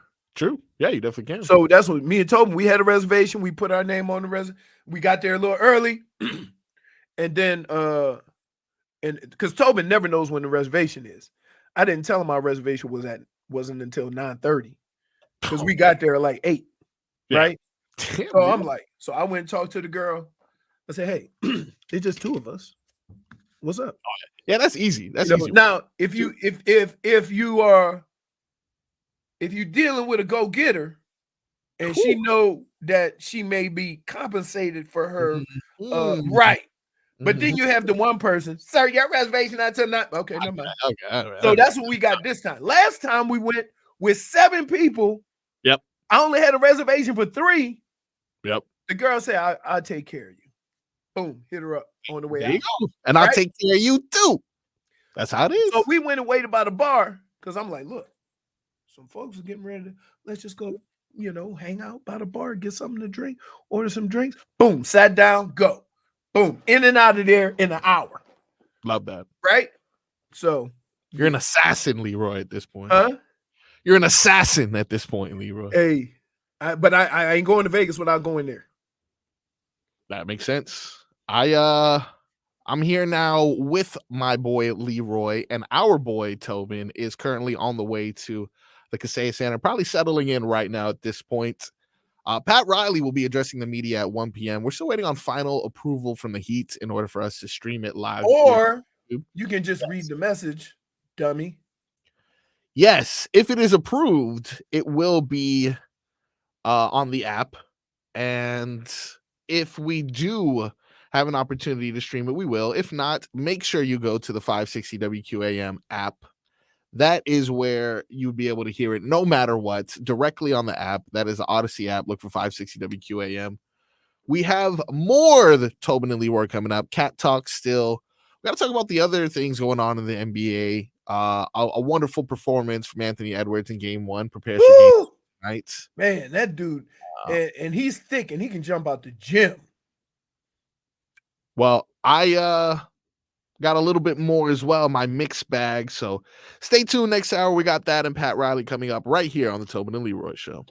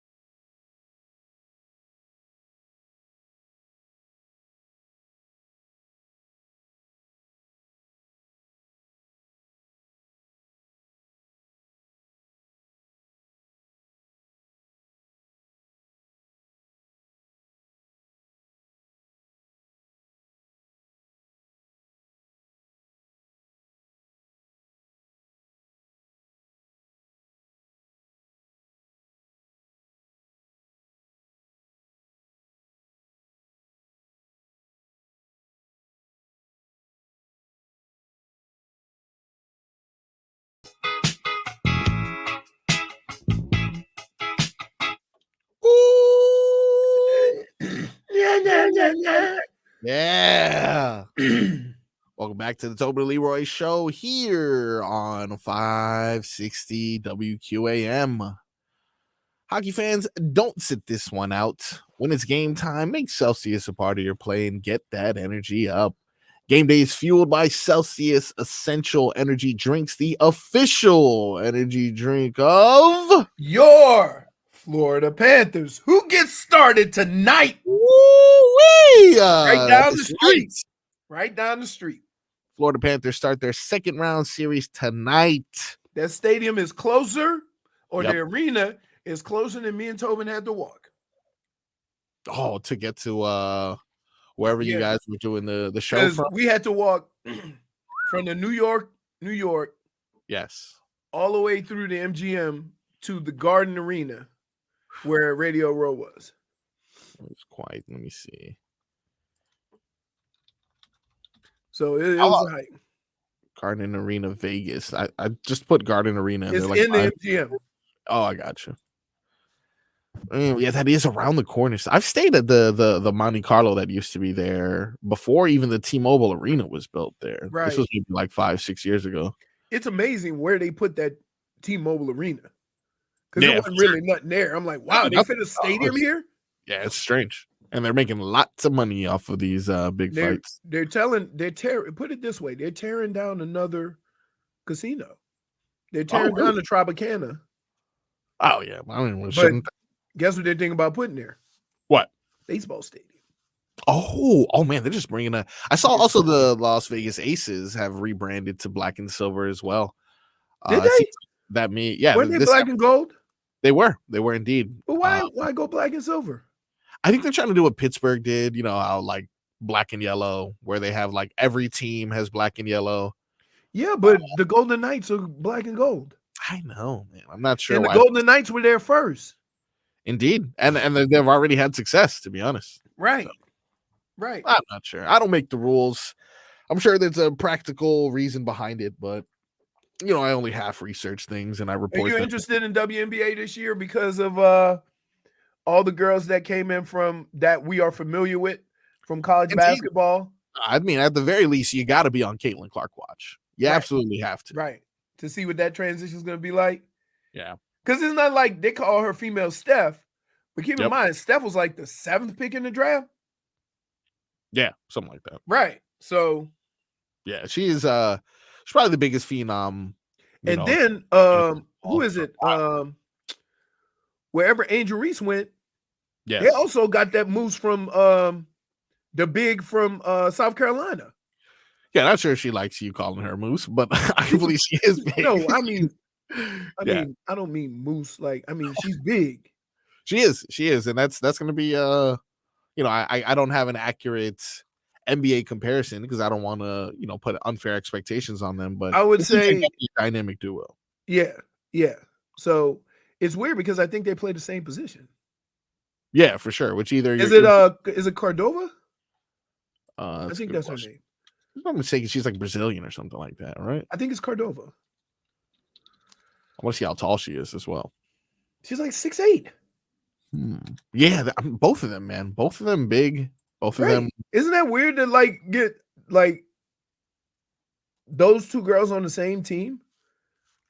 Yeah, it kind of is almost like when you drafted RG3 and Kirk Cousins. It's kind of like you.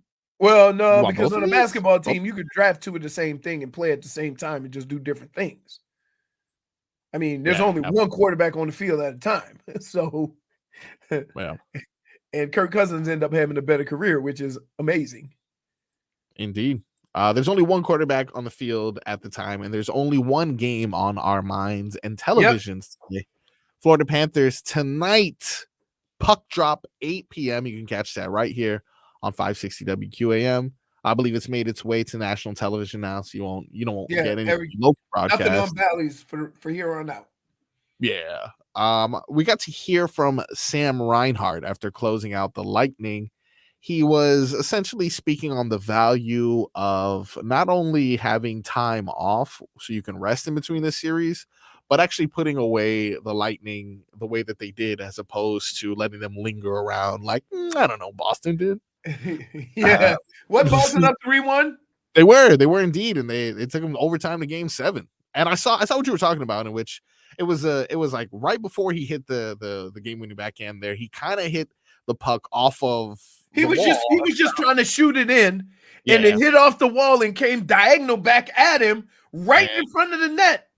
Like, Really? what a terrible way to lose a game. It was like someone in a critical moment in a He hit game a threw it crack. off the backboard. He hit a crack on the wall, because usually they just shoot it in And it just then goes go chase it right. Yeah, exactly. I don't know. That was, like you said, it was a horrible way to lose if you're on the opposing side of that, and a wonderful way to win if you're Boston. But it's gonna be short lived because the Panthers are gonna take care of them. This is what Sam Reinhart had to say. Anytime you can take a break like this, take advantage of it. You're gonna be better off. Mentally, physically. It's a grind. Every series is its own.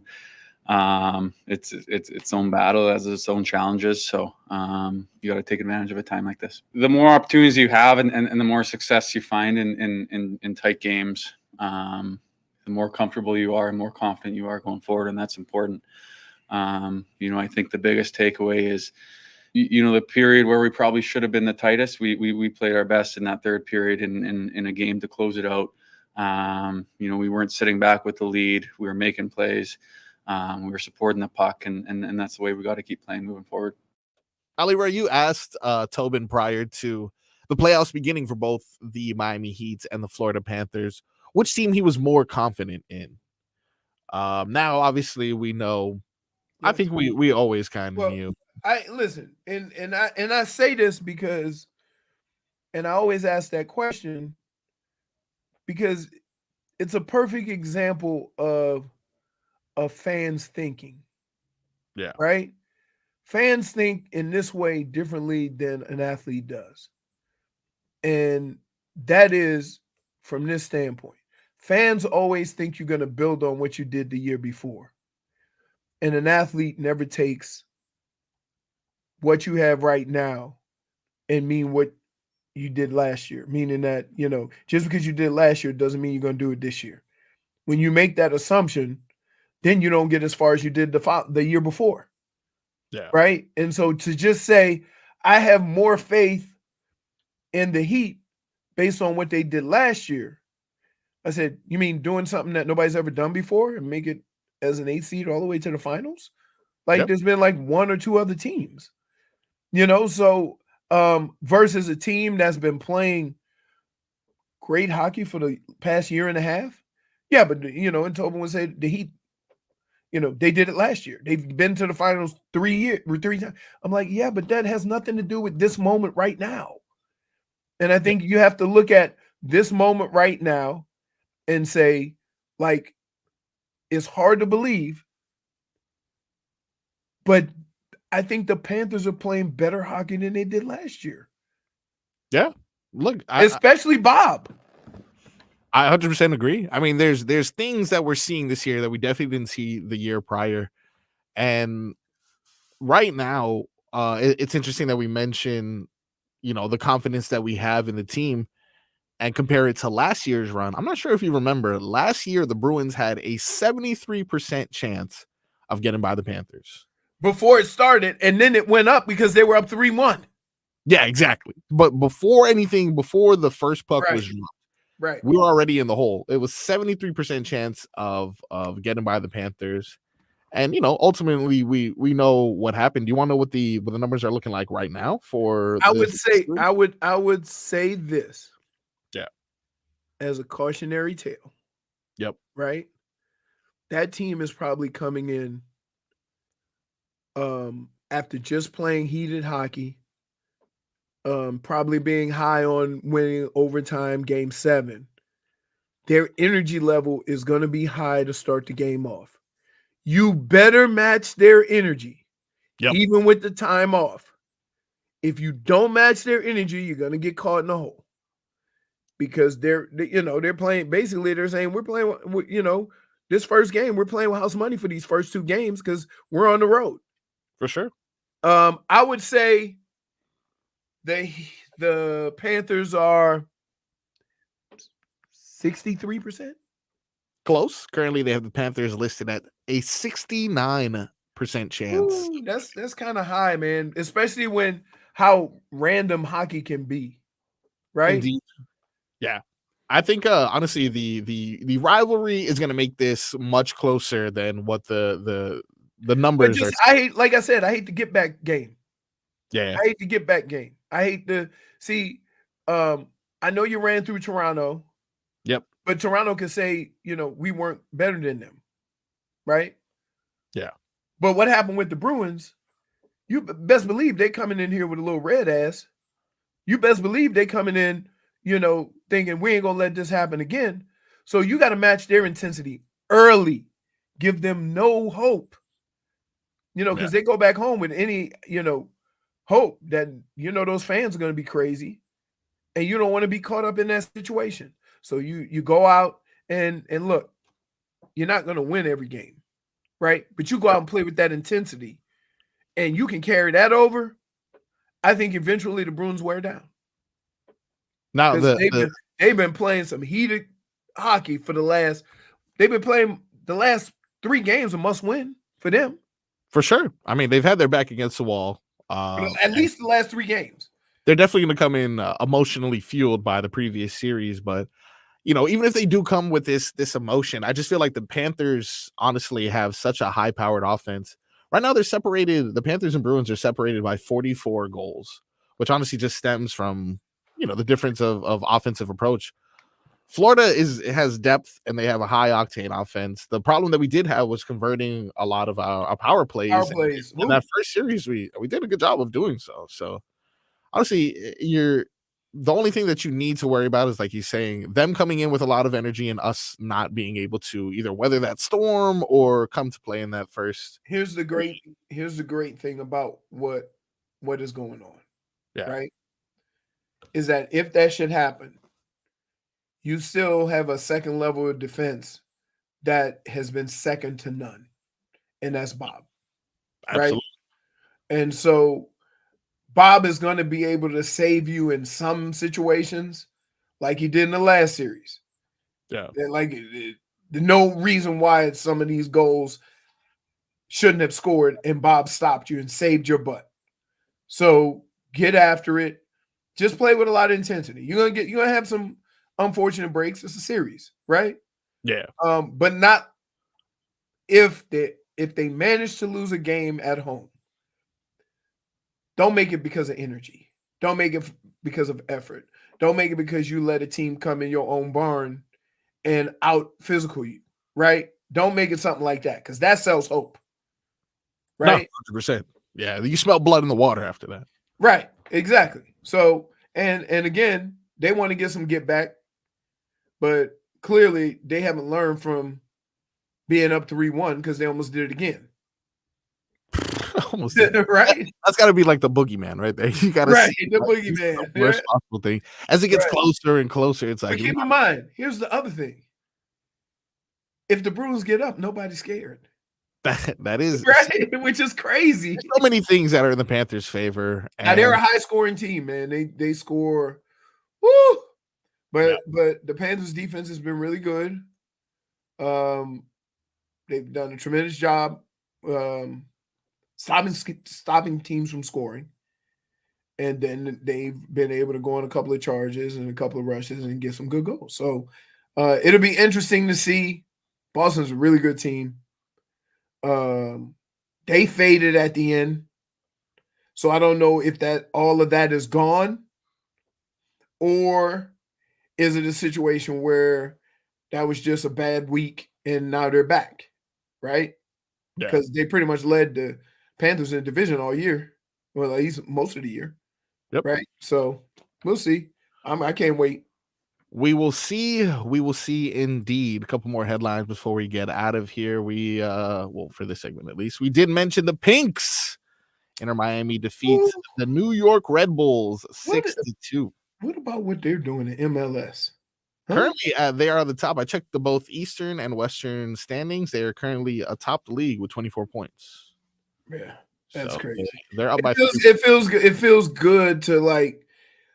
I think people underestimate how hard it is to get acclimated to teammates, to systems, to new city. Like, yeah, it was chaotic last year. And Messi got banged up a little bit towards the end. Yeah, he joined like midway too, if I'm not mistaken. Right? Huh? I think he joined like after we were already like almost. We're the worst team in Major League. Yeah. So I mean, look, obviously, adding a goat to your team and his friends definitely helps. And his friends. Look. Let me tell you something now. Goats don't hang out with chickens. That's true. Goats hang out with other goats. Yeah, Suarez is a baller too. Anyone who's complaining about salary cap or us cheating or adding all these players, screw you, dude. We're number one. So essentially, I'm Team Messi all the way until of course, we bring Mbappe over here, but that's a few years from now. I won't get ahead of myself. What are you doing? The Miami Marlins, they took out the Oakland A's 12-3. Able to salvage the series finale, even though they just are those games going to be football scores every time they play? Man, it's just strange, dude. I don't know how a team 20 to they lost 20 to something a couple of nights ago.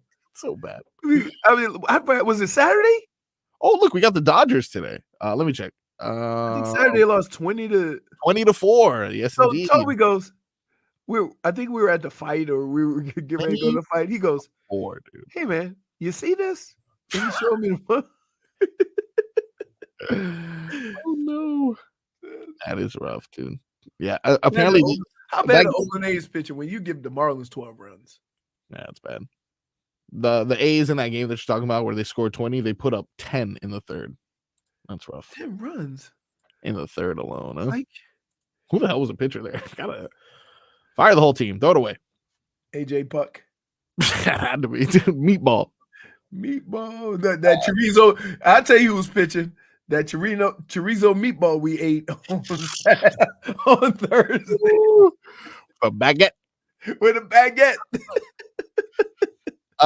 When we come back, we got 15 minutes of heat. Jimmy Butler, who's had a pretty busy weekend in South Florida, attending multiple events.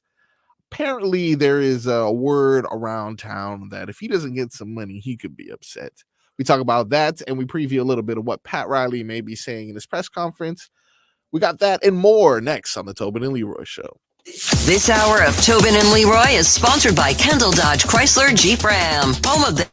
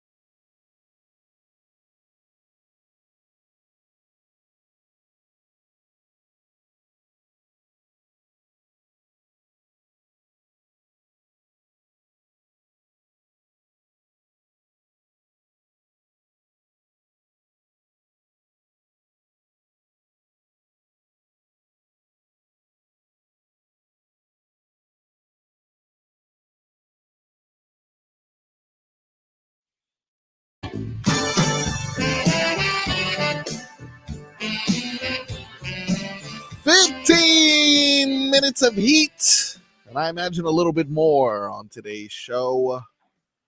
Right here live with Tobin and Leroy. J Fig in the background there.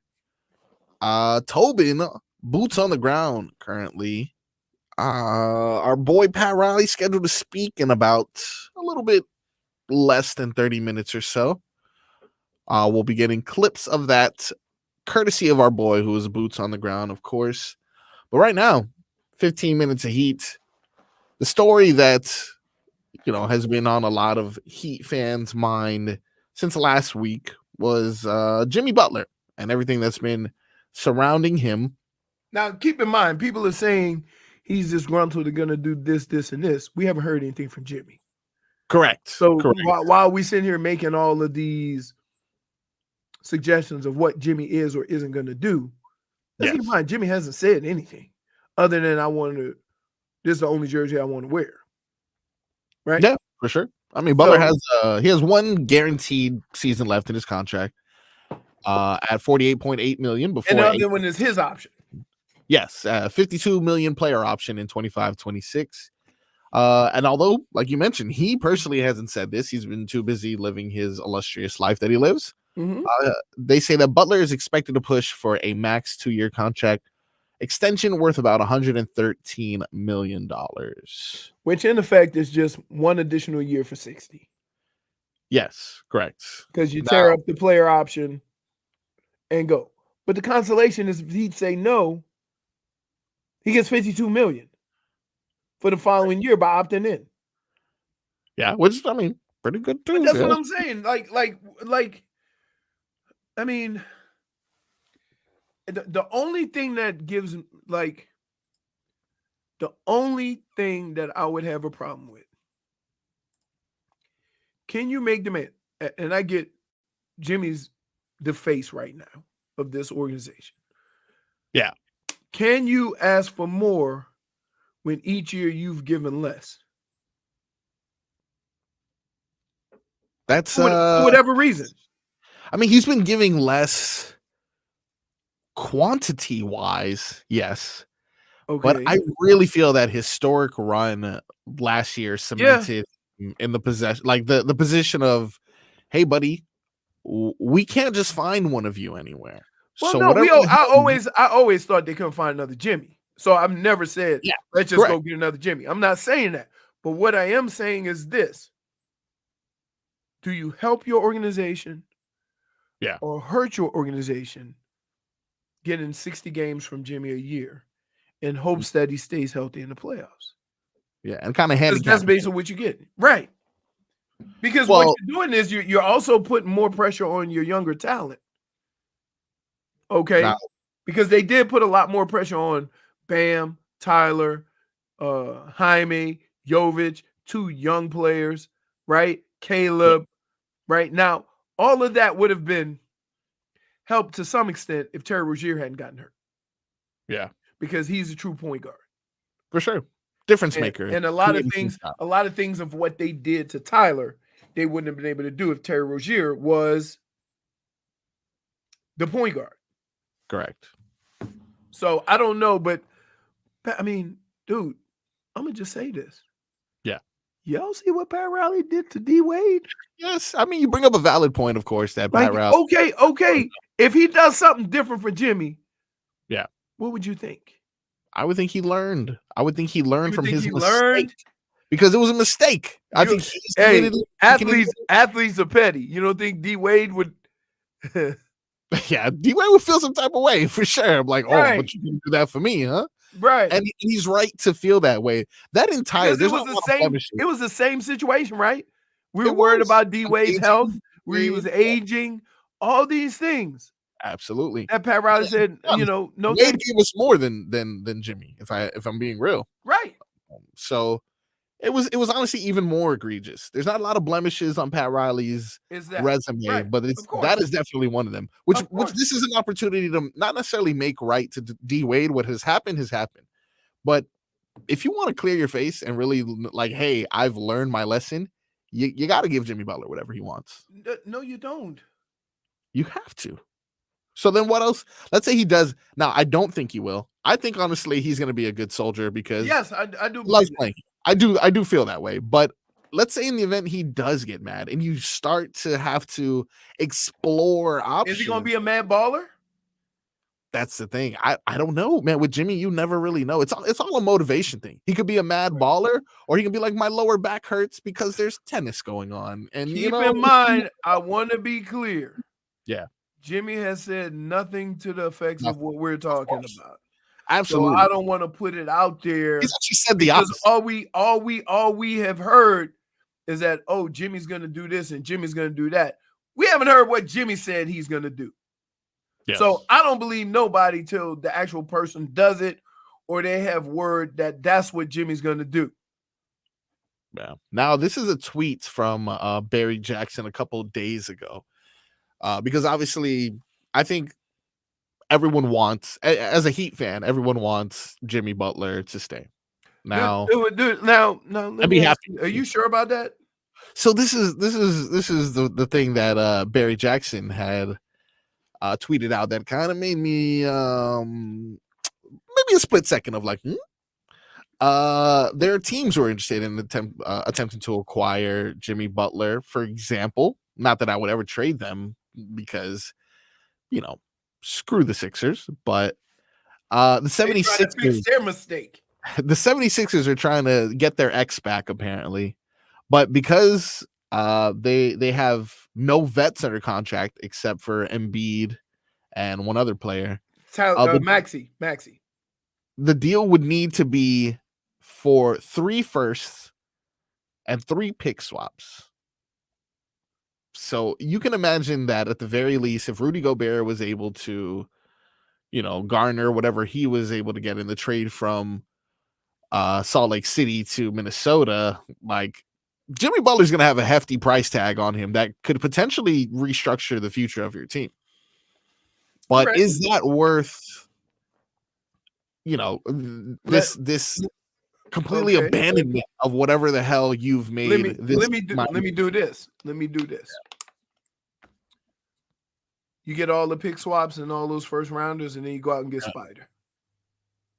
But do I want that though? Am I okay losing Jimmy Butler for picks and Spider? I don't know if I am. I think Spider is a great offensive player and potentially could give me a better regular season offensive contribution than Jimmy Butler. Scored 90 points more times than any other team in the NBA this year. It was bad. It was putrid. Okay. For sure. With or without Jimmy. Correct. So anything that you do in the offseason better consist of scoring. Will we agree on that? Or you ain't going nowhere with or without Jimmy? Correct. Okay. That is 100%. Needs to be addressed. Okay. I can't give up Jimmy for another. Like I'm trying to think, if I were to give up Jimmy, it has to be worth it. And I don't know what makes it worth it. Crazy things make it worth it. That aren't going to happen. Luka to me makes it worth it. But Ja Morant makes it worth it. Those things aren't going to happen. How many more years do you think you're going to get out of Jimmy? As like a starter? 2, 3? 2. I got 2 more. Okay. Based so why would anybody trade? Correct. Exactly. But that's what I'm saying. A young player that you could maybe get 7 or 8 years out of for 2 years. So if that's what you're getting, you better be able to, one, they got to be in a situation where their window is now. Yeah. Because here's what I would say about Philly. That's true. The one thing you need to understand about Philly is they don't know how much longer they can play on Joel Embiid's knees. For sure. Right? Bee's knees. So from that standpoint, 2 or 3 years means nothing to them. Yeah.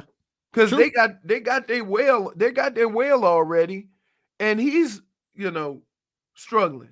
Let me name a couple names to you, and you tell me if you would kick the tires on Jimmy Butler and this person exchanging spots, Yeah.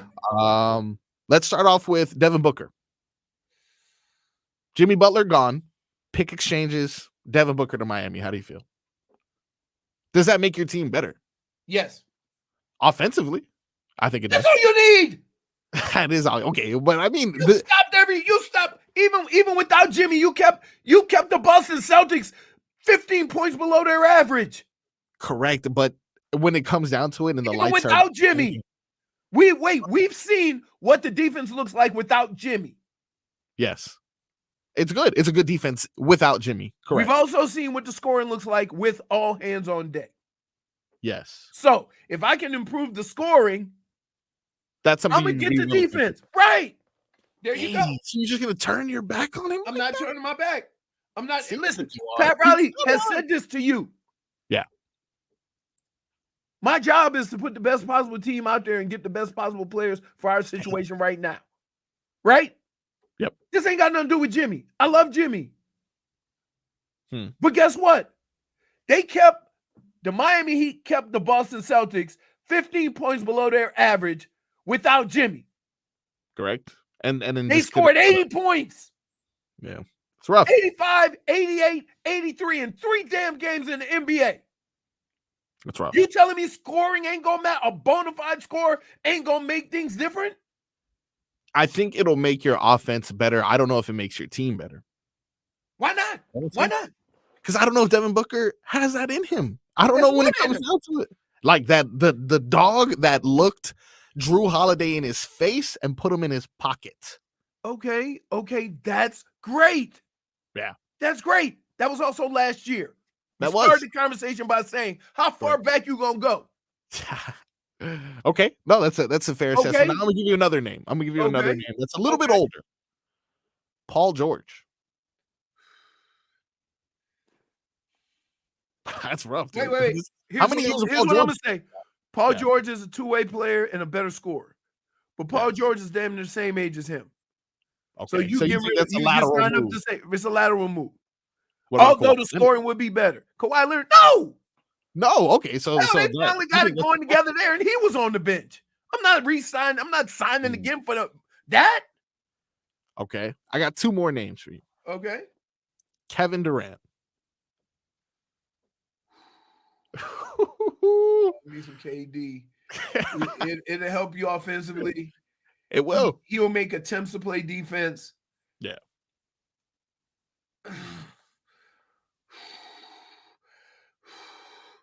I'm gonna say this. Yes. KD makes any team he goes to better. Okay. All right. And you're not wrong by saying that. You're not wrong. But again, we're gonna have to put him on a maintenance plan. And now we're going, instead of having what is the record without Jimmy, what is the record without KD? I'm trying to avoid that, but does KD make your team better? Yes. Okay, the last one, which I know maybe a couple of years ago may have been like, oh, duh, of course, why are we even asking this? But now it's kind of like, I don't know, we'll see. Steph Curry. Player for player trade and whatever picks they need. Does not to Steph Curry. Wow. Okay. You gotta play. Listen, we don't have a team where a guy is not gonna play any defense. Yeah. Okay. Right? True. We have a team. The scoring this guy and the 3-point shooting. But you gotta give me something on the other. You gotta be able to give me something on the other end. And if you're talking about all the giants in this conference, I just see Steph getting back down with a big old booty in his face. You know what I'm saying? Nothing he can do about it, no? Nothing he can do about it, right? And Spo has never had the team where you just run one guy around and get him open. True. So that is a situational thing. It has nothing to do with, do I think Steph improves your scoring? Absolutely. But I just think you have to change too much to accommodate what Steph does. You see what I'm saying? Man. No way Golden State makes that trade. What if Golden State was crazy? Heat would make that trade. Golden State wouldn't make it. Golden State keeping Steph till the end. But see, but isn't that what we're experiencing here, though? No, Steph, except for what do you got? 3 championships or 4? 3? That's true. He does have that. I think it's 4. I think it's 4. 4 championships, dude. Stop. What are you doing? No, that's true. I guess we ain't talking about a situation where appearances for Jimmy Butler. Devin Booker, Spider Mitchell, Paul George, they ain't won a championship either. Okay, so we're looking at it differently. But Steph Curry, he got 4 championships. Like you think Golden State? Who else Golden State got? They trying to get rid of folks. Steph ain't one of them. Correct. And I didn't even want to mention the other guy's name. I don't want to talk about the other guy. LeBron. No, I was gonna say Clay. But yeah, no, we got a Clay. Yeah, well, way better than Duncan Robinson's a better shooter than Clay. Absolutely, way better. And he dribbles. Yeah. Anyway, we got Pat Riley, who will be addressing the media in a little bit less than 15 minutes. Our boy Tobin is boots on the ground at the Kaseya Center to make sure he gets all that audio for this show here. Other than that, we got a little bit of a mixed bag coming up next. That and much more on the Tobin and Leroy Show. Some people just know.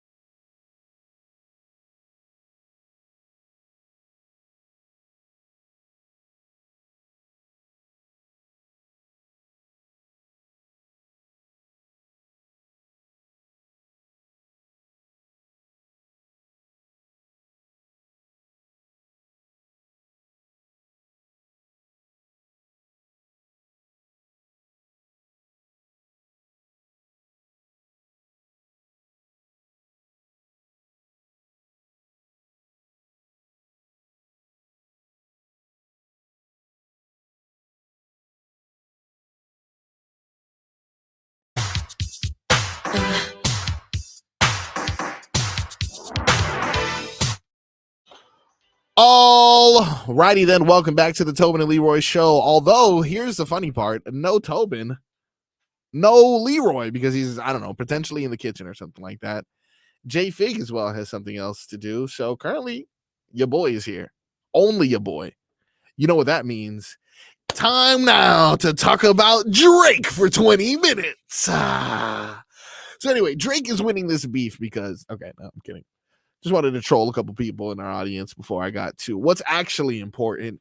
Let you guys get a couple programming notes at the moment. We got Pat Riley, who's going to begin his end of season press conference. That should be anywhere within the next 10 minutes or so. If he's as cool as I think he is, he'll be fashionably late, of course.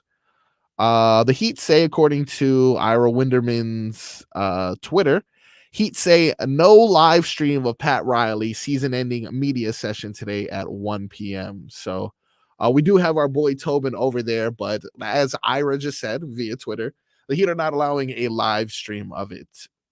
Instead, because we are the official station for your Miami Heat, we have our boy Brandon Tobin over there who will be getting as much audio as he possibly can, cutting it up as quickly as he can, and sending it over to me so I can play it for the people who need answers. The streets need a body. Who that body is something we'll find out within the next, couple months or so. But maybe we can get an indication as to the direction that the Miami Heat are moving based off of today's press conference. If you remember last year around this time, he gave a bit of a resounding endorsement, if you will. Don't even know if I use that word right. Resounding.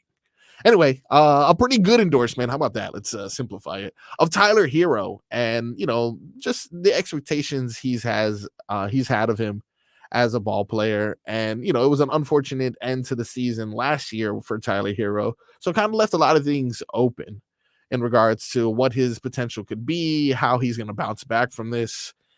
Now we have an opportunity to hear, based off of having yet another season of reviewing this entire Tyler Herro experience, what direction he's going to go in. A lot of fans are kind of over it, to be honest, and I can't necessarily blame them.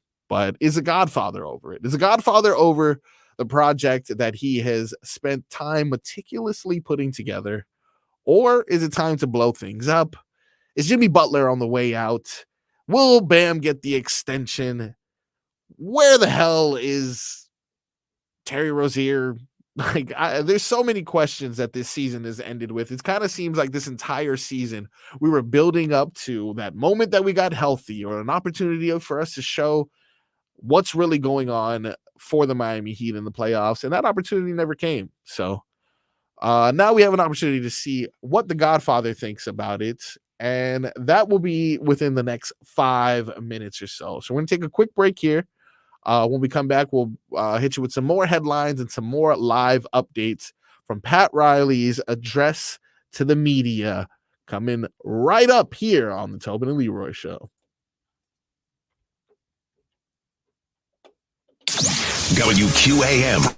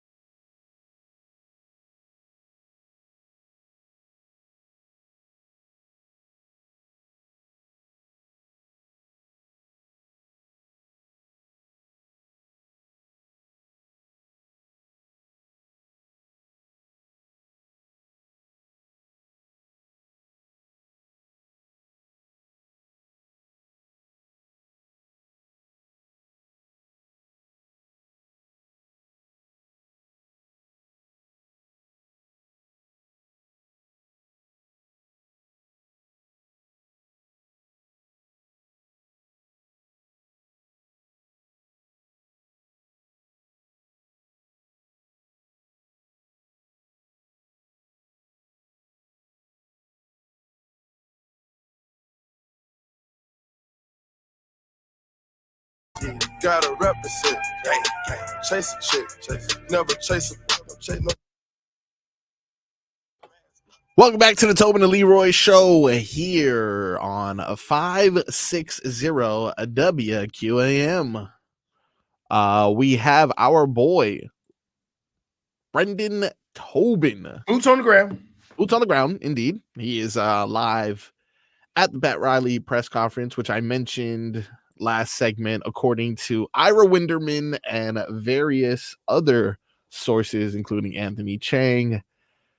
This was a statement put out by the Miami Heat. The Heat say no live stream of Pat Riley season-ending media session today at 1 p.m. But luckily for you guys, if you are listening to us right here, whether it be via the app, YouTube, Twitch, or your normal car radio, you will be able to hear some clips, and we will be covering and monitoring everything that he has to say.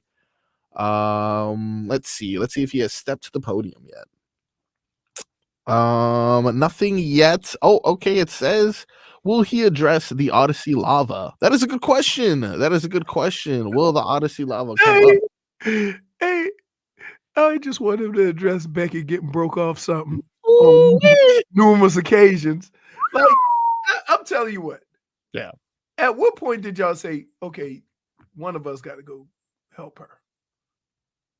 Y'all just left her out there, hung her out to dry, and laughed at her. You know what? She was, first of all, let's be honest, she was the most physically fit person on our team. So to keeping up with that girl, that was our best chance there, buddy. That was our best shot. So y'all had your best defender on the Indeed. Also, who if she was to not stick that person, who was gonna stick the 6'7" behemoth that was dunking behind me? Like, hey, yeah, y'all wasn't guarding him. No, I mean I was trying. I was doing my best. Nah, it was a rough time, but we were robbed. I'm sure there's more important basketball things for Pat Riley to mention, and we look forward to that. But in the meantime, let's go ahead and hit him with some headlines, Leroy. These headlines are brought to you by the new Palmetto Ford Truck Supercenter. Why buy your truck at a car store? Palmetto Ford. We know trucks. Now, we've said a lot of the same headlines throughout today's show. There is something that we actually haven't really gotten a chance to touch up on, and that is the NBA playoffs. Second round has begun. After Orlando and Cleveland went to 7, currently the Cavs and Boston are set to face off tomorrow. Today, though, we have Pacers and Knicks at 7:30. Any too early predictions on your end from that, Leroy? I'm gonna say I'm gonna be interested to see this. Yeah. Halliburton has a lot of length. Yes, he does. How's that gonna match up with Brunson, or are they gonna put somebody else on him? Right? Because Brunson shoots over a lot of guys, gets to the rim, he does what he wants to do on the basketball court. Indeed. But he hasn't had an athletic, bigger point guard on him. Correct. So I'm just curious that. Conversely, I'd give he is stronger. What is Brunson going to do on the other end against Halliburton, who's not a guy who's going to necessarily score 40? No, but he'll get you a triple double. Yeah, he'll get you a triple double and do a whole lot of other stuff. So how's that going to play out? You're saying there's a matchup favorable for Indiana at the point guard. I don't know if it's favorable. I'm just curious. Okay. Right? I mean, I didn't have an answer to the questions you just also posed. would say this. Yep. A Tibbs. Yep. Is going to lean on defense. Correct. Right. Pacers are a high pace. Right. They put up points. Are they gonna be able to stop Indiana from running them out the gym? Yeah. That's going to be number one. Mission number one is. Do you put Hart on Halliburton? You know what? I think you have to. I think Josh Hart is their best defender. Also a little dirty, if you ask me. But I think that he's going to do enough to annoy Halliburton. But they say this about all the great players. Halliburton's going to get his, dude. It may not be points, but he has the ability. There was a certain time. A lot of different things. He's that one guy who you might not look at as, scoring 25, 30 points on a nightly basis. But if you look at how many points he's responsible for, then it becomes a different story. So, I'm curious to see, one, if they can slow the track meet down. You know what I mean? Yeah, absolutely. Slow the track meet down. Or is it going to be more of a half-court offense? Are the Knicks going to rely solely on Jalen Brunson, which, Yeah. That can only go so far, especially with a high-powered team. Exactly. Who else is TJ McDonald may put up 22 points somehow. You never know with these spacers now. One thing that's interesting that I do see, because we were asking about who's necessarily going to stop Halliburton or what are they going to do to slow down this offense. Something that kind of lands in the Knicks' favor is the fact that during these previous matchups that the Knicks had against the Pacers, OG Anunoby wasn't available. Or that might be the X factor right there, because they could put him on Halliburton. He does a lot of stuff like Bam, plays a lot, guards a lot of different positions. He can keep up with him, so that might be, I think, and that's kind of the same thing they said about the last series. That now we have our other guy, our other defender. So we'll see. Yeah, definitely. I mean, I would say, in situations like this,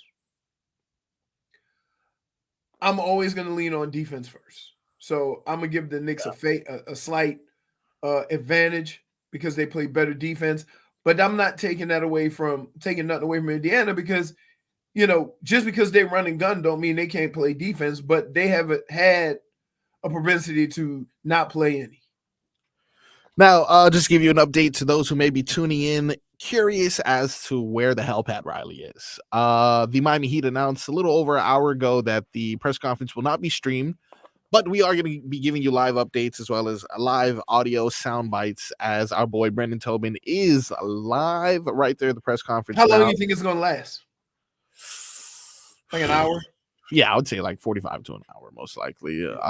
Tim Reynolds tweeted out maybe about 12 minutes ago, there's 27 TV cameras there and 206 people. That is quite the large amount of people who are there. Well, I think here's what happens, and this is the honest truth. Before he comes out, there's so many questions that people want answered. Absolutely. Number one, he's not going to stay pat. So now people are going to want to know, who are you willing to give up in a trade, right? That's one. The other thing is that everybody wants to know how you're going to handle the Jimmy situation. Correct. Right? And those are the two things. But, I'm sure they'll ask him about the season, and I'm sure he'll say the season was a disappointment, not only because of how they got bounced, but because you didn't have everybody healthy, so you couldn't get a real valuation of where your team was. Now, I got a tweet here. Anthony Chang says, Pat Riley begins his press conference by talking about the need for a deep dive on player availability. Riley says, we got to change some things, but we're surely not going to rip things apart here. So those who are hoping for an overhaul of all the talent continue to I ain't buying it. Well, I don't think he's gonna run it back, but you think he's lying necessarily? If he ain't running it back, then that means that there's some. I mean, he just said he's not. That's gonna happen. Says we got to change some things, which is, I mean, of course, yeah, for People sure, not definitely. But you can't change health. Yeah. Like you can't make a wave a magic wand and say we're gonna be healthy this year. Sometimes you got to read between the lines with the Godfather, but I'm gonna take him verbatim. And that means that he's gonna have some conversations with some people and say, "Yo, we need more production out of you." And listen, he might not say it in public. Yeah, you telling me that Pat Riley ain't gonna have a conversation with Jimmy Butler and say, "Look, you want an extension? I need more games." Yeah, I mean that's because if he's honestly hurt for that much, yeah, then that's the reason why you don't give him another year. But if he just been saying what everybody think, oh, this regular season don't mean nothing, I'm getting ready for the playoffs, and then you get hurt and can't even play in the playoffs, how are we supposed to look at that? That was, unfortunately, one of the bigger disappointments of the season. But look at it from Pat Riley and the organization standpoint, right? I'm not gonna lie, Leroy. It seems like the rat's off a ship on Jimmy Butler. Not at all. But I'm saying these are things that have to be discussed. Yeah. You say Jimmy himself has told you, I'm getting ready for the playoffs. Yep. And now you say, okay, that's fine and great. We'll pay you the $45-50 million for the playoffs. But what do you have to do in the playoffs if that's what we paying you majority for? I really feel like he was given leeway in certain situations as well. Yeah. Like he was given days off because they understood and respected that this man turned into a man. Absolutely. Now, let me ask you this. Yeah. Would the situation been better going into the playoffs if Jimmy had played more during the regular season? That's what needs to be discussed, because you can't have yourself in the play-in every damn year. Because I told you, I hate one-game sample sizes. Right? Yeah, because they're pros too. They could do what the Heat did. Wait, the Heat didn't score 90 points in 3 games of this playoffs, but had the one anomaly at 23 3-pointers. So what happens if you get a team that does that to you? I got some updates here. Ready for this one? Yep. Pat Riley says, although the Odyssey Lava lost, that Marcos sure as hell can shoot. I really think that's really nice of him to mention me. In addition to that, shoot the bleep, not the basketball. No need to ask questions. Pat Riley on Jimmy Butler's extension. We don't have to do that for a year. We have not discussed that internally right now, but we have to look at making that kind of commitment. And when we do it, we'll see. We haven't made a decision on it. Here you go. Or in earnest, discussed it. Wow. Right. So they haven't even talked about it. Right. So the only person that's talking about is Jimmy and Jimmy's people, which is fine. Maybe not even Jimmy. Honestly, these are all reports. But that's what I'm saying. Right. It has to be his camp putting these out. Right. But that's what their job is, too. Correct. Let's keep in mind. That's what their job is. So, I mean, if you think about it, look, early on, the two things that we can say that Pat Riley has already addressed that, hey, we need to make some changes, but we're not blowing it up necessarily. And that Jimmy Butler thing, not even on our radar right now. So y'all can continue to talk about it. Yeah, absolutely. And like you said, we still have that 1 year. He's not, soft like Chris Greer and them who are like, oh my God, we have to sign Tua immediately. Sick of this guy. Anyway. Whoa. I'm sorry, what? Totally different situation, dude. No, I gotta get. You the guy that ends up playing your quarterback $60 million a year because you waited. You realize that, right?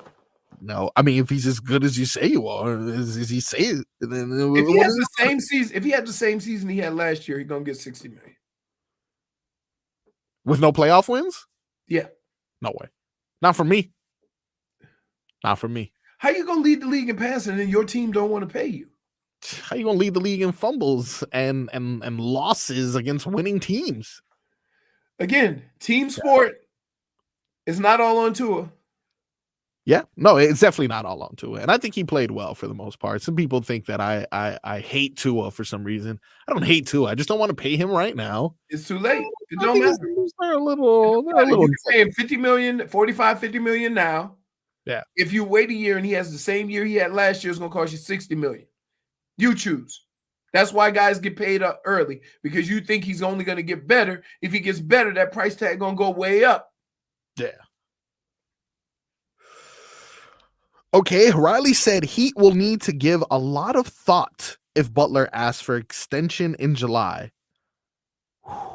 This is a little bit more from that quote. Unless you have someone who's really going to be available every single night. Riley told you, this is what the going conversation is going to be. Hey, yeah, it's no surprise. He did it with D Wade.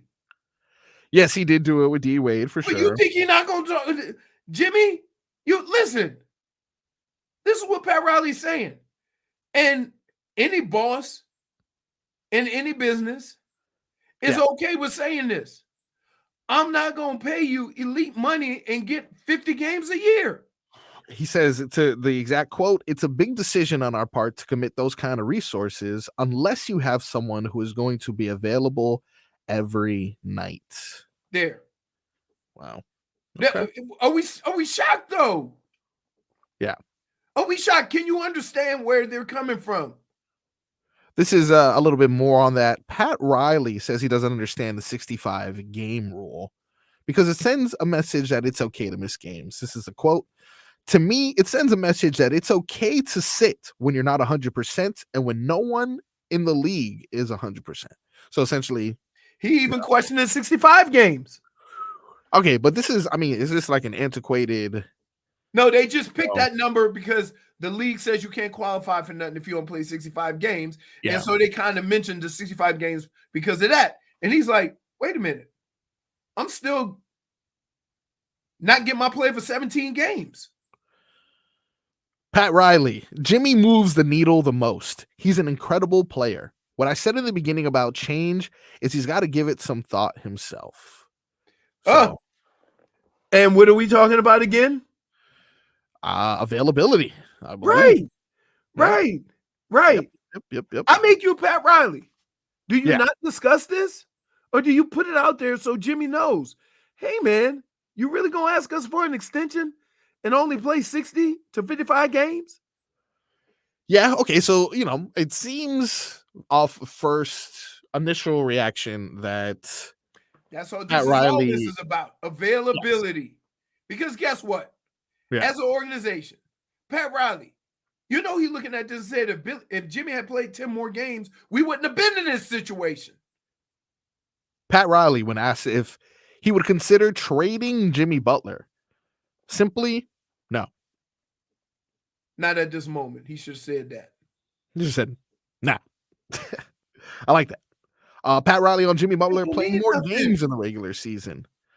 That was discussed prior to last year. We had a discussion with his agent about that. And he still didn't do it. So now you can't have your agent call and ask for more money. Oh, is that a fair assessment? Is that a fair argument there? Yeah, that is. We had the conversation about Jimmy playing more games. It was very cordial. Hey, man, we need you to play more games. No, it didn't happen. Now you want us to give you an extension. Okay. I make you the Miami Heat after having, I didn't even know about that conversation beforehand, but now you are where you are right now. After having that conversation with Jimmy's people and still not, now you want an extension? See what I'm saying? Indeed. Now we got some more. If you're listening right now, this is coverage of Pat Riley's press conference addressing the Miami Heat live right here on 560 WQAM. We got our boy Tobin Boots on the ground, who I'm sure will be providing us with some audio and video for us to discuss over the next couple days, as we know that this is essentially carving out what the next couple months will look like for the Miami Heat. Thus far, just to give you highlights of what has been said, Pat Riley began his press conference essentially by saying, although changes need to be made, we will not necessarily be blowing it up. In regards to the extension with Jimmy Butler, it's not something that he has thought about yet. It seems like Pat is definitely putting out there that he needs more games from Jimmy if Jimmy wants that kind of money. Availability seems to be something that Pat Riley is focusing on. But here's the problem, though. Yeah. Here's the problem, right? As you get older, those nicks and bumps and bruises and twists and tweaks come more frequently. Now, I had mentioned earlier that Pat Riley on the trade for Jimmy Butler had flat out just said no. He did add that there's a possibility that a lot of things are on the table. Now, essentially, that what that means? Jimmy's not. That means if no. That means if they have the right conversation. Yeah, I think there's only 2 or 3 people that are untouchable. I would say Bam, Jaime, Jovic. If you know what it's going to cost to get Jimmy and they come at you and offer all that, you can get what you want from somewhere else. What do you think of this one? This is the last one that I'm going to give here right before we take a quick break and come back with more coverage of the Pat Riley press conference live for the Kaseya Center. This is by Tim Reynolds here. Pat Riley says that there are 2 or 3 critical players in this league who would get the Heat to go for it, shoot the moon. I meant shoot for the moon, but shoot the moon. Who cares? Anyway, otherwise, he stresses this summer isn't necessarily about adding a star. And he points out that of the 8 tax teams, Miami included, 6 are done. So that whole thing that people are like, oh, tax-free, taxes, whatever the case may be. Apparently that's not as much of a intriguing piece to That's pretty interesting comments. Yeah. Right? Like you can't sell tax-free if you ain't winning. Yeah, and this also goes for teams that went into the tax, like the that are paying penalties and stuff like that. Pat Riley says going into the tax and going way into the tax to win a championship, you better be damn sure about the guy you're gonna get. Seems like, I'm not gonna lie to you, this is otherwise Pat got to answer to Mickey Harrison. Indeed. Like we paying all this money. Okay, so at what point does Mickey look at Pat and say, what are we getting with all this money? Right? Yep. You want me to go into the tax? What are we getting? What are our chances? Well, we got more of that. We got more coverage of Pat Riley's end of the year press conference currently going on right now for the Miami Heat. Keep it locked in right here on 560 WQAM. WQAM broadcasting live from the Ed Moore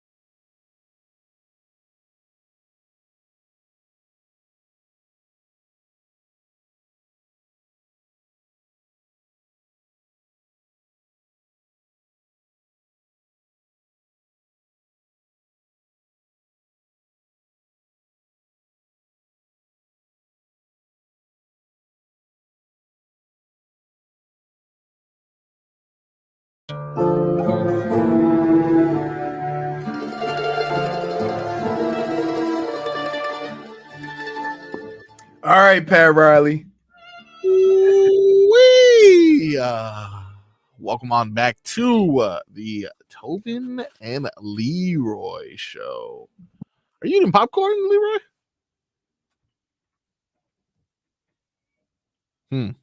I heard you say no. Oh, okay. I'm sorry. I was like, wow, you're really getting in comfortable for this press conference here that's going on. A couple more things if you're just joining us now. If you heard Pat Riley is addressing the media and you're looking for a place to watch it, you can't watch it anywhere. The Miami Heat are not live streaming this, so we're giving you live updates here. It is currently Marcos and Leroy here. J-Fig handling some personal business and Tobin boots on the ground at the press conference, making sure he gets all the lovely clips and audio. Actually, J-Fig is here. Nice. Hey, J-Fig. Oh, I don't know. She's here. She's not here. Who cares? Anyway, Pat Riley is who we're talking about. So far in this press conference, a few highlights from what he said. Jimmy Butler, not on the trade market. He did say, though, that changes do need to be made. Jimmy Butler just not being one of them. He mentioned for right now. In regards to the here, yes, I'm gonna just be fair. Yeah, to everybody involved. Yep. When D Wade's contract was up, his exact words at one of these press conferences was, "We gonna do right by D Wade." Okay. Next year, D Wade was playing on the Cavs. He did not do right by D Wade, to say the least. But I'm just saying, like, don't expect, what he's saying today to be law. Things happen. Things are gonna come up. Yeah. And they don't have to make a decision on Jimmy Butler right now. They don't. That was one of the things that Pat Riley said in his extension. It's not something you're asking him, and again, and Pat is no dummy. Yes. Because he started that whole Jimmy extension. Yep. With the following comments. We had a conversation with his management team or his agent. Yeah. And we said we need Jimmy to play more games. Yep. Availability is definitely something that Pat Riley seems to be reiterating. Jimmy did not play more games. No, right? Now he's coming and asking for an extension. That's what Pat Riley said. Yeah. So that's the way this all started. About availability. Because look at it from the Heat's perspective. Jimmy plays 10 more games. They ain't in the situation they in to end the season. Indeed. Jimmy got hurt in a play-in game. Not saying that game couldn't have been anybody, but it wouldn't have been in a play-in game. For sure. So just kind of put it all together in Pat's mind that if you only got to play 82 games, that's fine. But that 83rd game, if you get hurt in the 83rd game, that need to be a playoff game, not a play-in game.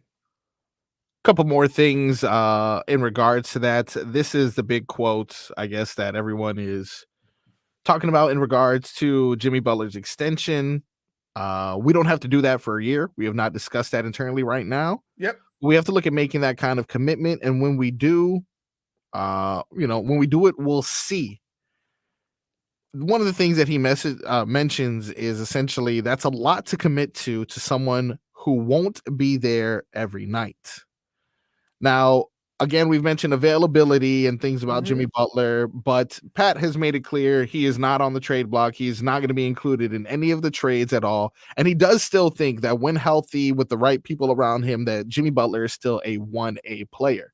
Now, we had a quote earlier that we were able to listen to that I'm going to play right now from Jimmy Butler, in which he kind of addresses the Knicks and Boston and says that if he was there, that they would be going home. And then I have a direct response from Pat Riley. But let's hear Jimmy Butler on his thoughts concerning the Celtics and the Knicks. Video this. You got it? Yep. 1, 2, 3, action. If I was playing, Boston would be at home. New York, damn sure would be at home. Josh Hart. What that mean to me? Josh Hart. Yo. All right, you pretty much get it. That to any Heat fan, that's Jimmy being Jimmy. to be real, and that's something that you can appreciate. But now, Pat Riley, who, you know, the sentiment seems to be that Pat ain't bleeping around during this press conference here. Pat Riley clearly wasn't amused by Butler's comments, and this is courtesy of 5 Reasons Sports, about beating Boston or NY if he was healthy. He says he doesn't know, is that just Jimmy trolling? But if you're not on the court, you should keep your mouth shut. That was Butler's Pat Riley's statement on Jimmy Butler's comments. Can I just say this? Yeah. I don't think you guys understand how annoyed Pat Riley has gotten over Jimmy Butler playing as few games as he played. I mean, he led the press conference off with it. Yep. He's making comments on it. Everything that he says, besides saying Jimmy Butler, right? Yeah. Would indicate that, and again, if you're a Miami Heat brass, and if you're Pat Riley or even Spo, if Jimmy plays 10 more games, you ain't in the play-in. For sure. End of discussion. Completely different, right. trajectory. Exactly. So come look at it from their angle. Now, there are a couple other things to address with this roster. Another thing that Pat Riley said is it's not necessarily going to be a summer of adding another superstar, but change will be needed. Pat Riley says he will speak to Caleb Martin and Haywood Highsmith as soon as allowable, but also says you got to put a pencil to the bottom line as well. What the hell does that mean? It means that they'll make what they think is a fair offer. And if other teams come in and pay them more, they'll live with it. Okay. But I would say this. Sometimes the Heat undervalue the importance of a guy that you have on your team. Right? But I will say this. They didn't do it with Duncan. Yes. They didn't do it with Tyler. And now just think about this. Think of how they feel about Tyler and his availability. And then Jimmy coming to ask for twice as much that. He's at this point, he must be absolutely pissed with like availability questions or issues. Yes. Well, it's not that the warranting more questions, though. True. Now, in regards to that availability and injury prone year that the Miami Heat had, this is Pat Riley's comments on Rozier. He says, Scary Terry will heal and that he wanted to play desperately in the playoffs. So that kind of, to me, gives a positive indication that, you know, he liked what he saw from Rozier.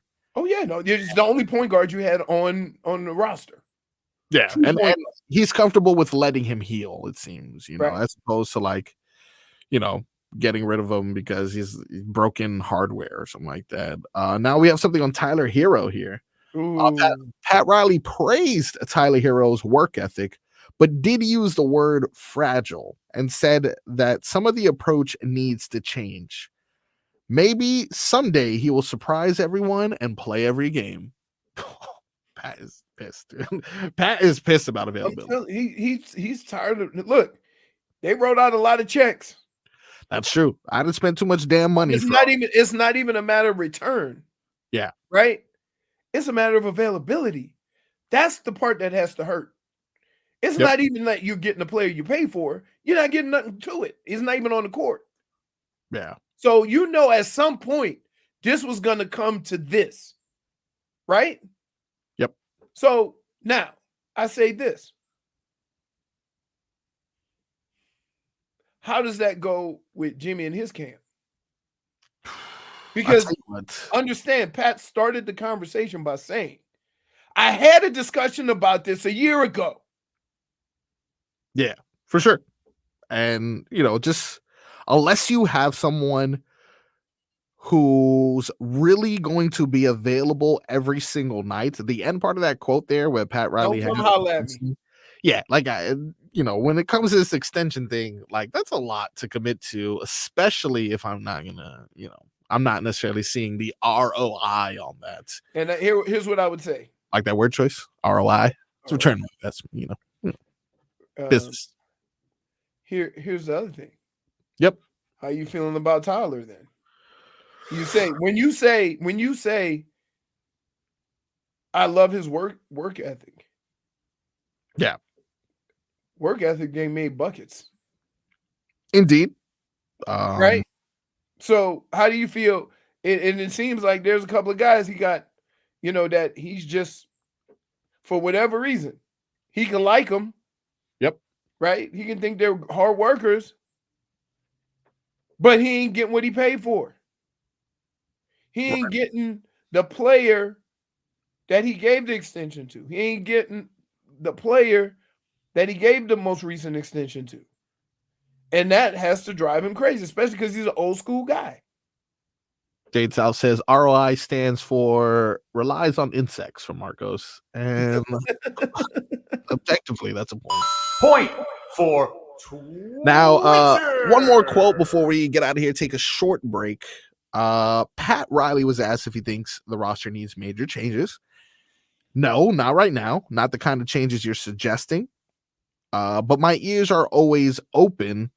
I wouldn't be doing my job. I wouldn't be doing my job if they weren't. But look, we got You know what that is? What? Semantic samurai. That means that they could trade anybody on the team.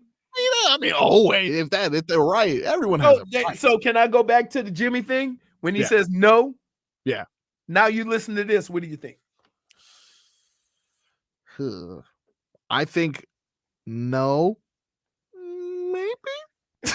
You see what I'm saying? Yeah. That's why I don't like. Yeah. Again, it ain't Pat's fault. It's Pat's job to run the team. It ain't Pat's fault. Run it to run it as best as he deemed fit. However, he did once say, "I'm gonna do good by D Wade, the greatest player in your franchise."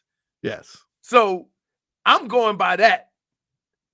And if he'll say that about D Wade and let D Wade go, ain't nobody safe. Last thing here from Pat Riley. We got a really good group of guys, and our number one issue is player availability and having your guys playing every night.